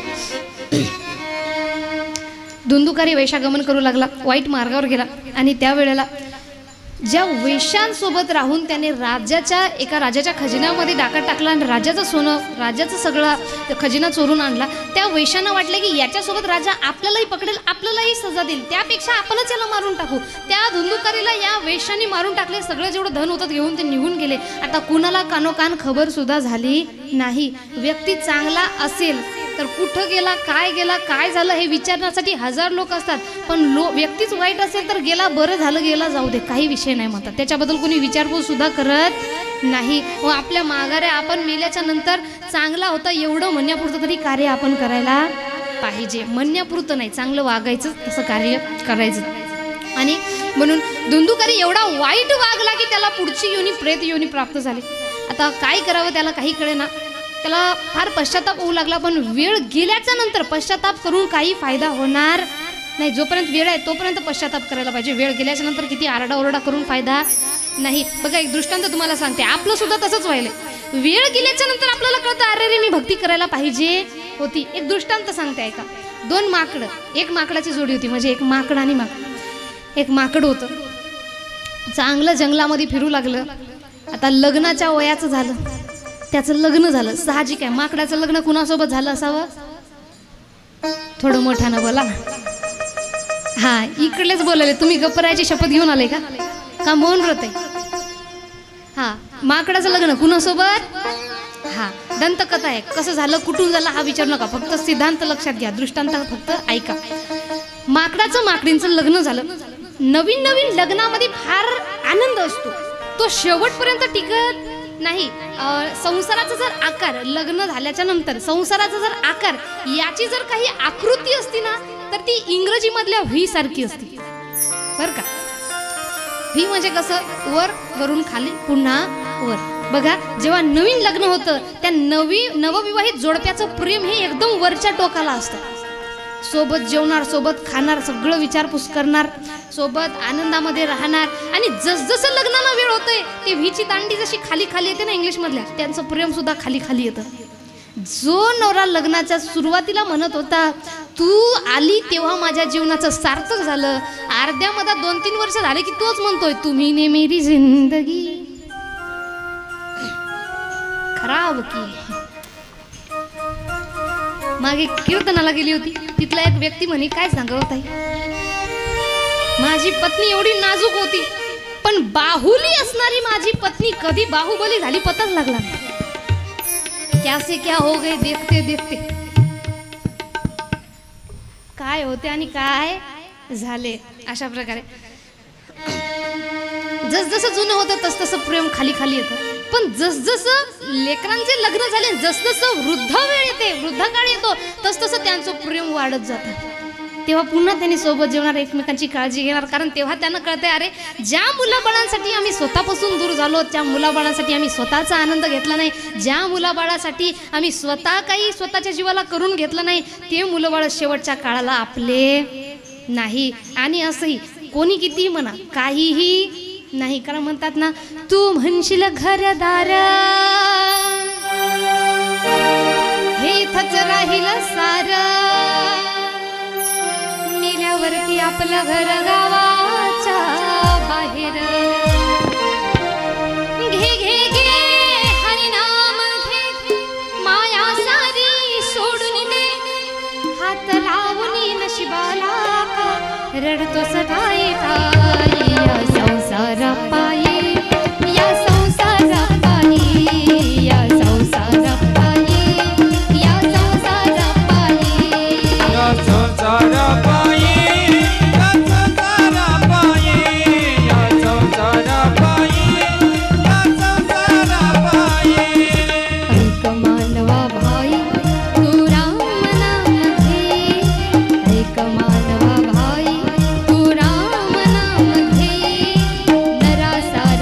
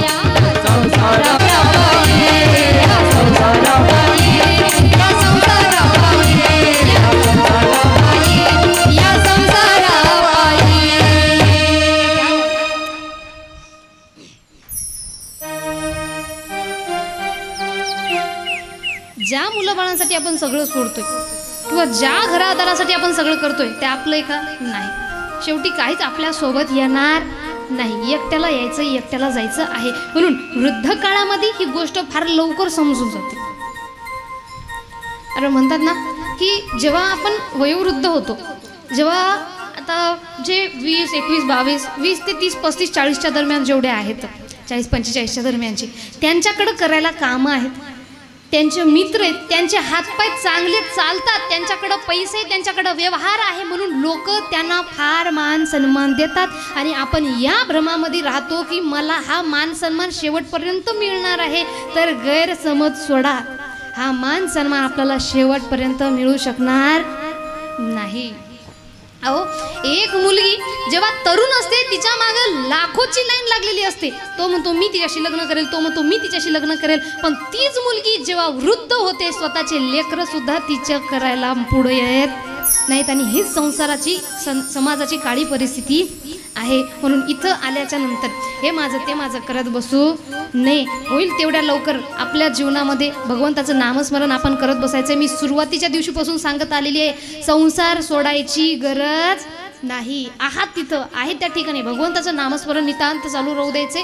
वेळ भेटला तिथं जे मोबाईल पाहत बसतोय, याच्या त्याच्या काड्या कुड्या करत बसतोय, त्यापेक्षा भगवंताचं नामस्मरण करत बसायचे. बोला ना, राधे राधे राधे राधे राधे श्याम. आता मला सांगा, कुठं होतो आपण? आपला विषय काय चालू होता? माकडाचं लग्न झालं. आणि सुरुवातीला लग्नामध्ये फार प्रेम होतं, म्हणून हाताला हात धरूनच झाडानं फिरू लागले, झाडावर उड्या मारू लागले. तिथं एक आकाशवाणी झाली आणि आकाशवाणीमध्ये सांगितले की तिथं एक विहीर निर्माण झाली. आणि आकाशवाणीमध्ये सांगितले की जो व्यक्ती या विहिरीमध्ये उडी मारेल, पशु असेल तर मनुष्य योनी आणि मनुष्य असेल तर पशुची योनी त्याला मिळेल. आता माकडीन बघा, पुरुषांपेक्षा महिलांचं भक्तीमधलं प्रमाण थोडं जास्त आहे. आजही आपण सभामंडपात पाहिलं तर पुरुष जास्त आहेत का महिला जास्त आहेत? हा, महिलांचं प्रमाण जास्त आहे भक्ती मार्गामध्ये. कारण पुरुषांना वाटतंय जाऊ दे, माझं घर, माझं दार, माझा पैसा, माझा व्यवहार, किंवा मला गरज नाही, असा बऱ्याच पुरुषांचा गैरसमज असतो. किंवा माझी पत्नी करायली म्हणजे मला येईल असा विषय नाही. उलट तुम्ही करायला ते पत्नीला, ते पत्नीचं कुणालाही येत नाही. म्हणून आपलं आपण आपुली आपण करा, सोडो ना, आपलं आपण पाहायचं असते. आणि ती माकडीन त्या माकडाला म्हणू लागली, अहो ऐका ना, जो 84 लाख योनीनंतर मनुष्य जन्म मिळतो तो एका विहिरीत उडी मारल्याच्या नंतर मिळणार आहे. मग उडी मारायला हरकत नाही. आता माकड म्हणाला उडी मारायला हरकत नाही, पण विहीरमध्ये पाणी नाही, विहीर कोरडी आहे. समजा जर आकाशवाणी मजाक ठरली तर आहे तो जन्मही हातपाय मोडून वायाचे. मग आहे त्याच्यात राहू, कशाला उगं मागे राहू? ती म्हणाली असे कुठं जगावले, माकडाचा जन्म, मनुष्य मिळाला तर फार चांगलं, चला ना मारूया. तो म्हणाला मी येणार नाही. माकडीन म्हणाली चला. माकड म्हणाला येत नाही. माकडीन म्हणाली चला. माकड म्हणाला येत नाही. आता बघा, आपल्या महिलांकडे एक ब्रह्मास्त्र आहे. कोणतं? पती ऐकतच नसेल तर आपण काय म्हणतो? येता का जाऊ. म्हणजे पती लोक आपोआप माग माग येतात. ती माकडीन म्हणाली येता का जाऊ. माकडाला वाटलं मरून मरायचं तर सोबत मरू, चल. पकडला हात, जशी उडी मारली त्या माकड आणि माकडीचं स्त्री पुरुषांमध्ये रूपांतर झालं. आता मला सांगा, दोघांपैकी जास्त सुंदर कोण झालं असेल? माकडीन का माकड? थोडं मोठ्यानं बोला. का बरं माकडीन? का? कारण माकडींकडं पार्लरची पावर थोडी जास्त. हा, बरोबर ना. पुरुषांचं कसं आहे, असं नाही की पुरुष सुंदर नसतात, फक्त एवढं की त्यांनी स्वतःच्या सुंदरतेवर जास्त लक्ष देत नाही. महिलेचा एक केस काळा होऊ द्या, त्यांना 1000 टेन्शन पडते. मी म्हातारी दिसायलो का, इकडून आला का, इकडून आला का, इकडून आला का. पुरुषांचं कसं आहे, अख्खी दाढी पांढरी झाली तरी जसं आहे तसं त्याच्यामध्ये समाधानी. आपल्यामध्ये समाधान आहे. मी कालच म्हटलं, त्यांच्या पुरुष वर्ग जरा जास्त आनंदात असतो. याचं कारणही एक आहे, त्यांच्याकडे समाधान आहे. त्यांच्या आपल्या अलमारीमध्ये त्यांचे किती कपडे आहेत? बोला ना, किती? 1, 2, 3 याच्यावर नाही. तुम्ही आपल्या पती देवाला 2 ड्रेस घेऊन कोणत्याही गाडवाला 8 दिवस पाठवा, ते खुश. आपल्याला 8 दिवसाचे 8 लागतात तरी सुखी नाही. 9व्या दिवशीचं टेन्शन पडतं आपल्याला. कारण आपल्याला वाटते या लग्नामध्ये मी ती साडी घातली होती, मग त्या लग्नामध्ये तीच घालणं बरोबर नाही. लोक काय म्हणतील, लोकांचा विचार कोणत्याही गोष्टी करायचा नसतो गुटखा खायलोय, दारू पियलोय, या वाईट गोष्टीमध्ये लोकांचा विचार करायचा आहे. कपडा रिपीट करण्यामध्ये काय हो, या लग्नात घातला त्या लग्नात घातला. आपले पतिदेव घालतात ना एकच कपडा 10 लग्नात, तरी सुख समाधानी ते त्यांच्या मनामध्ये समाधान राहते, त्याच्यामुळे सुखी असतात. आपल्याकडं ते टेन्शन लई आहे आणि त्यामुळं आपण स्वतःच्या सौंदर्यावर जरा जास्त लक्ष देतोय. त्यामुळं जास्त सुंदर कोण झाली होती? हां, मग याचा अर्थ काय माकड वाईट असतं असं आहे का? हां, नाही. अशा प्रकारे माकडीन जास्त सुंदर झाली म्हणून माकड म्हणाला ऐक ना, आपण अजून एक उडी मारूया. म्हणजे दुसऱ्या उडीमध्ये तू अजून अप्सरेसारखी दिसशील, पण मी तुझ्या लेवलला तर येईल ना. माकडीन म्हणाली बघ 84 लाख योनीनंतर मनुष्य जन्म मिळतोय, हा पुन्हा पुन्हा नाही, म्हणून जास्त काही करू नका. आहे त्यात समाधान मानूया, देवाचं नाव घेऊया, मोक्ष प्राप्त करून घेऊया. आता लोभ नको. आता माकड म्हणाल तू चांगली सुंदर झाली म्हणून तुला देव आठवायला. आता माकडीन येत नव्हती, माकडाला वाटलं जे तिनं केलं ते आपण करून पाहावं. माकड म्हणाला चल, माकडीन म्हणाली येत नाही. माकड म्हणाला चल, माकडीन म्हणाली येत नाही. माकड म्हणाला शेवटी त्यानं ब्रह्मास्त्र टाकला. कोणता? ये तू कमी जाऊ. हे ब्रह्मास्त्र इकडं काम करत. माकडीन म्हणाली जा. माकडांना अर्ध्या वाटत जायपर्यंत विचारलं ये तू का जाऊ, ये तू का जाऊ. आता त्याच्या इगोवर गोष्ट आणली, त्याला राग आला, त्यानं मारली उडी. जशी उडी मारली त्याचं त्या पुरुषाचं पुन्हा माकडामध्ये रूपांतर झालं. दुर्दैवाची गोष्ट म्हणजे विहीर पण गायब झाली. आता ते रडू लागलं. आता त्याला रडू यामुळे येत नाहीये की ते माकड झालं, त्याला रडू याच्यामुळे यायला की त्याची पत्नी मनुष्य झाली. म्हणून डोळ्यामध्ये अश्रूच्या धारा आणल्या आणि आपल्या पत्नीकडे गेला. पत्नी म्हणाली तुम्ही कितीही रडा, कितीही पडा, पण आता मी मनुष्य आहे, तुम्ही पशु आहे. आपल्या दोघांचं लग्न काय जुळणार नाही. एक राजकुमार आला, तिला पसंत केलं, त्यांचं लग्न झालं, ते सुखारूपाने जगू लागले. नुकसान कुणाचं झालं? माकडाचं झालं. तसंच आपलं इकडं नुकसान होत आहे. नको त्या गोष्टीच्या मार्गाला लागतोय, आहे त्याच्यामध्ये समाधान मानत नाही. बोला ना राधे राधे, राधे राधे, राधे श्याम, राधे श्याम. अशा प्रकारे त्याला धुंदुकारीला त्यातला प्रेत योनी मिळाल्यानंतर ही गोष्ट लक्षात आली. पण नंतर त्या माकडासारखं नंतर ते माकड खूप रडू लागलं, पण फायदा झाला का? नाही. किती रडून पडून फायदा नाही. अशा प्रकारे हा जन्म गेल्याच्या नंतर रडून फायदा नाही. आहे तोपर्यंत याचं सार्थक आपण करून घ्यायला पाहिजे. अशा प्रकारे ते धुंदुकारी सुद्धा विचलित झाला. काय करावं? आपला गोकर्ण भाऊ त्याला लक्षात आले, आपल्या भावाकडे गेले आणि स्वतःचे रूप ते बदलू लागले. त्याला बोलता सुद्धा येणे एवढं त्याचं पाप. पण स्वतःच्या तपोबलाच्या सामर्थ्याने गोकर्णाने आपल्या भावाला पाणी टाकले आणि त्याला वाचा फोडली. त्याला वाचा जशी सुटली त्याने सांगितलं मी तुझा भाऊ आहे मी तुझा भाऊ आहे गोकर्ण, मी तुझा भाऊ आहे धुंदुकारी. मी माझ्या जीवनात एवढे पाप केले की मला मुक्ती मिळाली नाही. गोकर्ण म्हणाला मी गयाला तुझं श्राद्ध करून आले. ते म्हणले अजून 1000 जरी करशील तरी मला मुक्ती मिळणार नाही, कारण एवढं माझं पाप आहे. मग काय करू? त्याने सांगितले मला नको सांगू, पण माझ्यासाठी एवढं कर.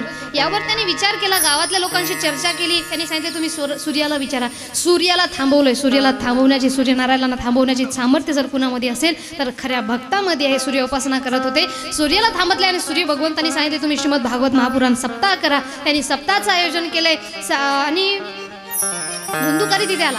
हवे रूपामध्ये असल्यामुळे त्याला तिथं थांबता येत नव्हतं. एका वेळूमध्ये तो थांबला. त्याला 7 गाठी होत्या. एक दिवस कथा ऐकू लागला आणि त्या वेळूची एक गाठ फुटू लागली. 7 दिवसामध्ये 7 गाठी फुटल्या आणि त्या धुंदुकारीला भगवंताचं स्वरूप प्राप्त झालं आणि त्याला मुक्ती मिळाली. आता कथा ऐकणारे सर्वजण होते, फक्त मुक्ती त्या धुंदुकारीला मिळाली. गावकऱ्यांनी प्रश्न केला, आता मला सांगा गावामध्ये 1-2 जणांना 100-100 रुपये दिले, 1000-1000 रुपये दिले, बाकीच्यांना दिले नाही तर बाकीचे उत्तर देतील ना. कथा तर आम्ही ऐकली, मग त्यांना पैसे दिले, आम्हाला का नाही? तर तेव्हा त्यांनी सुद्धा प्रश्न केला की भगवंता कथा सर्वांनी ऐकली, फक्त फळ त्याच्या एकट्याला असं का? हा अन्याय का? त्यांनी सांगितले ऐकली सर्वांनी, पण ऐकण्यामधला फरक. त्याचं लक्ष पूर्णतः कथेमध्ये होतं.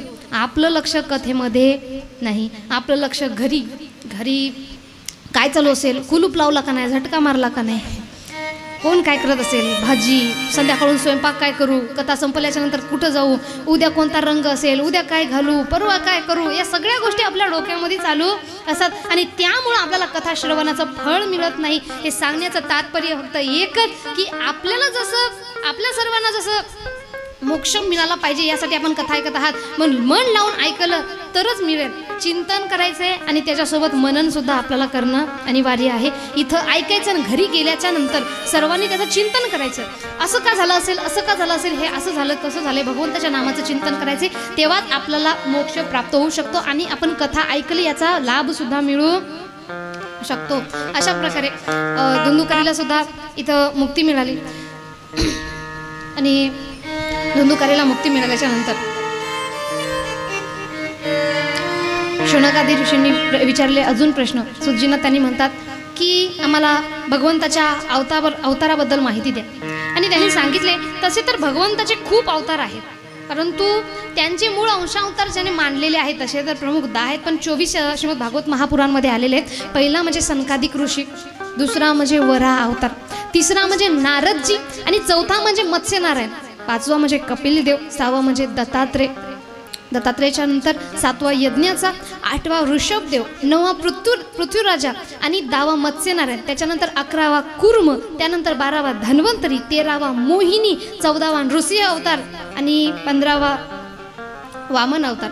त्यानंतर परशुराम, व्यासजी, श्रीराम, बलराम, श्रीकृष्ण, बुद्ध आणि पुढचा येणारा अवतार कल्की, हे पूर्ण मिळून झाले 22 अवतार. आणि या 22 अवताराच्या व्यतिरिक्त ज्यांचं जास्त वर्णन श्रीमद भागवत महापुराणमध्ये आलेलं नाही ते आहेत 2, हंस आणि हेग्रीव. त्याचं वर्णन श्रीमद भागवत महापुराणमध्ये आलं नाही, पण 24 मी तुम्हाला म्हटलं आणि 22च सांगितलं तर घरी जाऊन अजून आपल्या डोक्याला ताण. म्हटले 24 आणि सांगितले 22, असं होऊ नये. हंस आणि हेग्रीव 2 राक्षस होते. त्यांनी भगवंताची प्रार्थना केली होती. तपस्या केल्याच्या नंतर आम्हाला फक्त आमच्यासारखेच 2 हंस आणि हेग्रीव मारू शकतो, दुसरं कुणी नाही. त्यासाठी भगवंतांनी घेतलेले ते अवतार.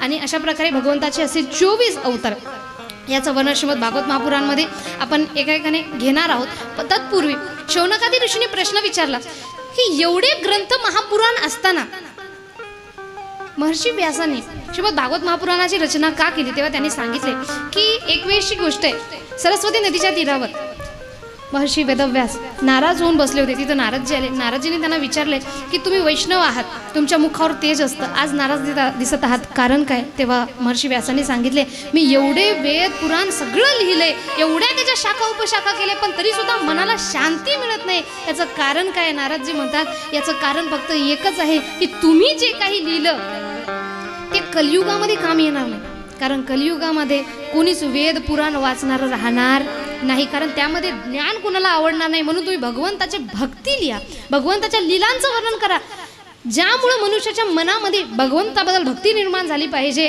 आणि भक्ती सगळीकडे होईल. त्यामुळं तशा प्रकारे तुम्ही भगवंताच्या लीलांचं वर्णन करा. असे जेव्हा त्यांनी सांगितले, नारदांनी त्यांचे पूर्वचरित्र सुद्धा तिथं सांगितलेले आहे की आधीच्या जन्मामध्ये मी एक साधारण मुलगा म्हणून जन्माला आलो होतो, पण चातुर्मासामध्ये जेव्हा संत आमच्या घरी आले तेव्हा त्या संतांची मी सेवा केली. त्या संतांनी नामसंकीर्तन करायचे, त्यांच्यासोबत मला नामसंकीर्तन लाभलं.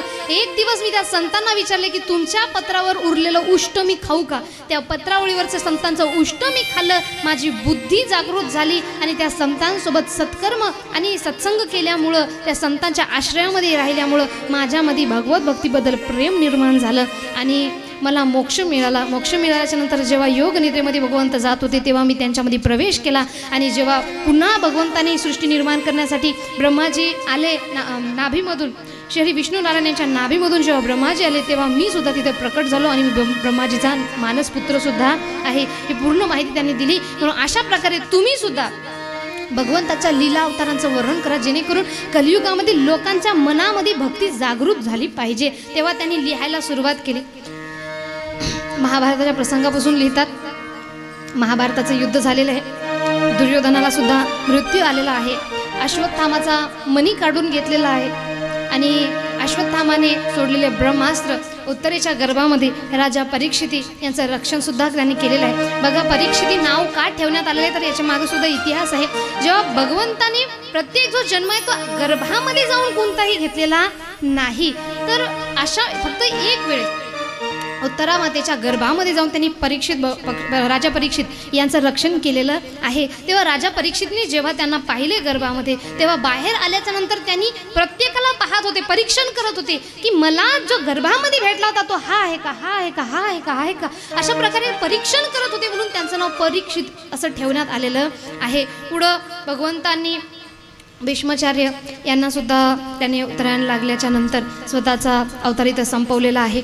आणि पुढं विदुरजी, धृतराष्ट्र, माता गांधारी सर्वांनी आपापले अवतार संपवलेले आहेत. आणि भगवंत सुद्धा द्वारकेला गेले. द्वारकेला गेल्याच्या नंतर एका ऋषीच्या शापामुळे ही कथा पूर्ण शेवटी आपल्याला येणार आहे, त्यामुळं आपण आता फक्त संक्षेपामध्ये घेणार आहे. शेवटी हा पूर्ण कथा आपल्याला येणार आहे.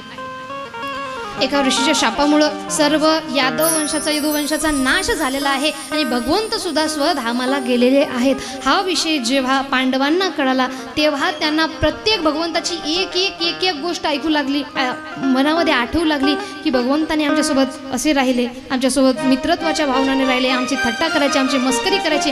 बघा, भगवंताची त्यांना एवढी आठवण येऊ लागली, कारण मित्राप्रमाणे होते, कुणाच्या भावाप्रमाणे होती, सारखी भगवंताची आठवण त्यांच्या मनामध्ये आली. आणि भगवंताचं एवढं चिंतन झाल्यामुळे त्याचं सगळं पाप नाश झालं. आणि भगवंत इथं राहिले नाही म्हणून आमचाही राहण्याचा फायदा नाही म्हणून सर्व राज्य त्यांनी परीक्षित महाराजांना दिले आणि त्यांनी स्वतः सुद्धा आपला अवतार संपवला. आणि पुढं परीक्षित राजा सुंदर प्रकारे राज्य करू लागले. एकदा दिग्विजयासाठी गेलेले असताना प्रत्येक ठिकाणी त्यांना स्वतःच्या पूर्वजांची कथा ऐकायला मिळत होती.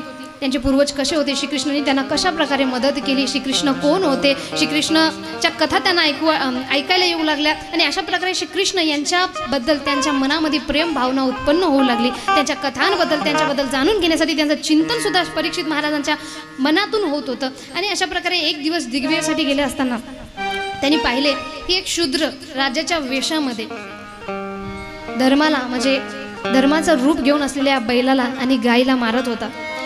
परीक्षित राजांनी त्या शूद्राकडे गेले आणि त्या शूद्राने सांगितले की मी कली आहे, मी कलियुग आहे. तेव्हा त्यांनी सांगितले की मी तुला इथं राहू देणार नाही. कलियुग म्हणतंय की माझ्यामध्ये लाख अवगुण असतील, माझ्यामध्ये एक चांगला गुण आहे, नाम मात्रानं तरुण जाऊ शकतो आणि विधीचं विधान आहे, तुम्हाला मला स्वीकार करावं लागेल. मग त्यांना काही ठिकाणं दिले की बघ तुम्ही या ठिकाणाच्या व्यतिरिक्त दुसरं कुठंही राहू शकत नाही. जसं वाईट ठिकाणं कोणते आहे तर त्यांनी सांगितले जिथं द्यूत होतं तिथं आपण राहू शकता. आणि वाईट ठिकाणं सगळे कली म्हणतो मी आधीच त्या सगळ्या वाईट ठिकाणावर कब्जा करून ठेवलेलं, एक चांगलं ठिकाण मला द्या. त्यांनी सांगितले ठीक आहे, वाईट मार्गाने कमावलेला धन आणि सोनं यामध्ये सुद्धा तुमचा वास राहील, इथं सुद्धा तुम्ही वास करू शकता. आणि दिग्विजयासाठी गेलेले परीक्षित राजा एक दिवस प्रथमतः त्यांच्या मनामध्ये शिकारीचा विचाराला शिकारीला गेले. शिकारीला गेल्याच्या नंतर शमीक ऋषीच्या आश्रमामध्ये त्यांनी गेले. शमीक ऋषी ध्यानस्थ बसून होते. परीक्षित राजांना तहान लागली आणि परीक्षित राजा शमीक ऋषींना म्हणू लागले मला तहान लागली, मला पाणी द्या. परंतु ध्यानस्थ असल्यामुळे त्यांना कशाचंही भान नव्हतं. शमीक ऋषीने ऐकलं नाही. त्यांनी शमीक ऋषीचा अपमान करायचा या दृष्टीने एक मेलेला साप त्यांच्या गळ्यामध्ये टाकला. ही गोष्ट जेव्हा शमीक ऋषीचे पुत्र शृंगी ऋषी यांना लक्षात आली तेव्हा त्यांना श्राप दिला की असं अधर्माचं कृत्य करणारा जो कोणी आहे येत्या 7 दिवसामध्ये तक्षक नाग डसून त्याची भयानक मृत्यू होईल. हा श्राप जेव्हा शृंगी ऋषींनी परीक्षित राजाला दिला तेव्हा शमीक ऋषींना पत्ता लागला की आपल्या मुलानं फार वाईट कर्म केलेलं आहे. आणि शमीक ऋषी म्हणतात की हा व्यक्ती वाईट नाही आहे, काहीतरी कारण असेल जेणेकरून त्यांच्या मनामध्ये हा वाईट विचार आला. म्हणून म्हणतात की मनुष्यानं एवढं चांगलं कर्म करा, एवढं चांगलं कर्म करा, कधी जर आपल्याच्यानं चूक जरी घडली तरी लोक म्हटले पाहिजे तो व्यक्ती वाईट नाही, त्याची वेळ वाईट आहे, तो असा कधीच करू शकत नाही. एवढं चांगलं कर्म मनुष्यानं ठेवायला पाहिजे. आणि ही सगळी वार्ता जेव्हा परीक्षित राजांना कळाली, परीक्षित राजा म्हणतात माझा आता जरी मृत्यू झाला तरी मला भीती वाटणार नाही, कारण मी कृत्यच एवढं वाईट केलेलं आहे, कशा प्रकारे केलं मला सुद्धा लक्षात नाही आहे, पण कलियुगाचा प्रभाव असल्यामुळं त्यांनी हे कृत्य केलं. नाहीतर परीक्षित राजा फार चांगले अनमोल गुणवान असे राजा होते. आणि जेव्हा सर्व गोष्ट लक्षात आली त्यांनी त्यांच्या गुरुचा परामर्श घेतला आणि काय करावं गंगातटकी जाऊन बसले. आणि तिथं श्री शुकदेवजी महाराजांचं आगमन झालं. 16 वर्षाचे शुकदेवजी महाराज ते आगमन झाले आणि त्यांना स्थानस्थ करून भगवान शुकदेवजी महाराज यांना परीक्षित राजा आतापासून कथा सांगणार आहे. आतापासून जी कथा आहे ही श्री शुकदेवजी महाराज यांच्या मुखातून परीक्षित महाराज ऐकत आहेत. हे श्रीमद भागवत महात्म्य संपलेलं आहे. इथून पुढे हा विषय येणार आहे. बोला श्री शुकदेवजी महाराज की.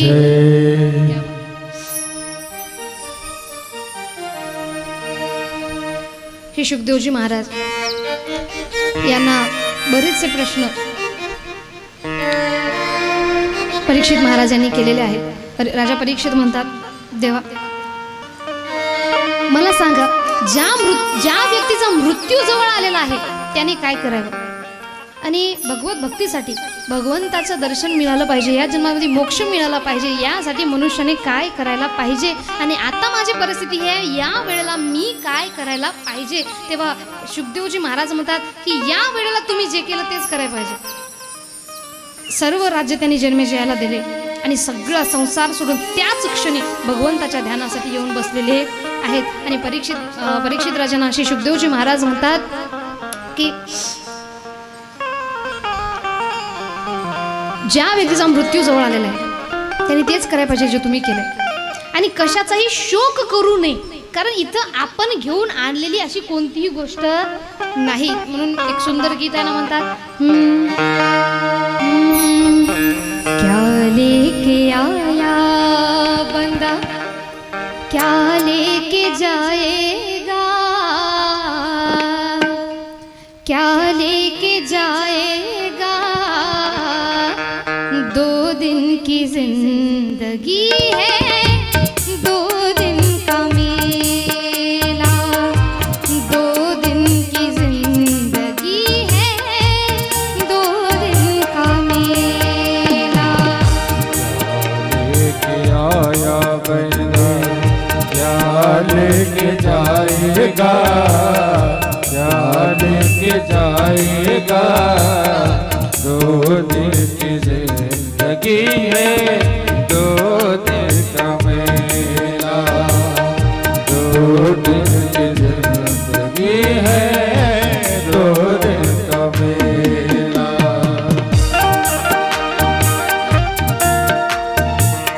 श्री राधे. सर्वांनी टाळी वाजवायची, मस्त या ठिकाणी आनंद घ्यायचा सर्व भजनांचा.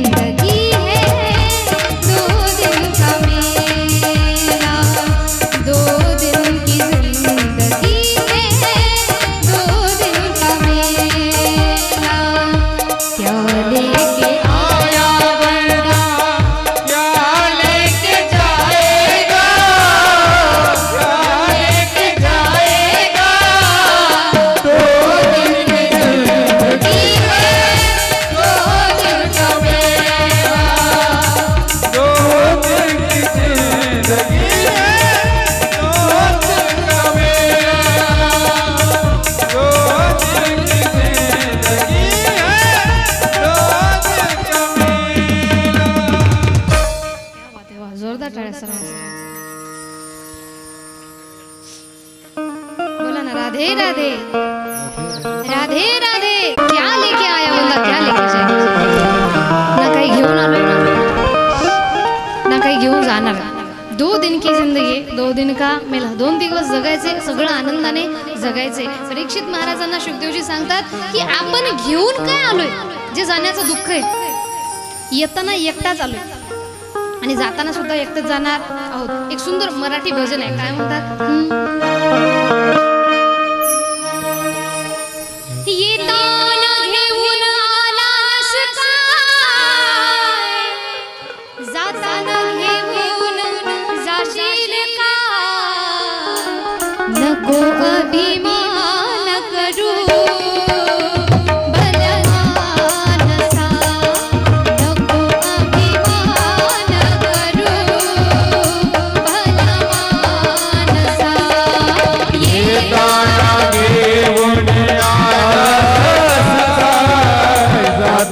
घेऊन जाशील का नको अभिमान करू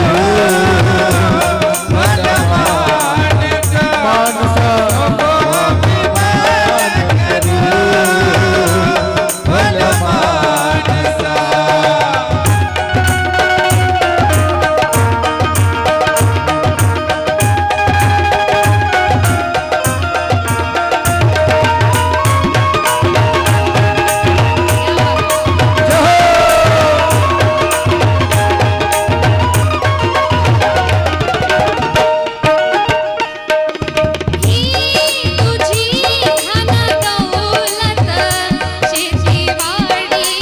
दिले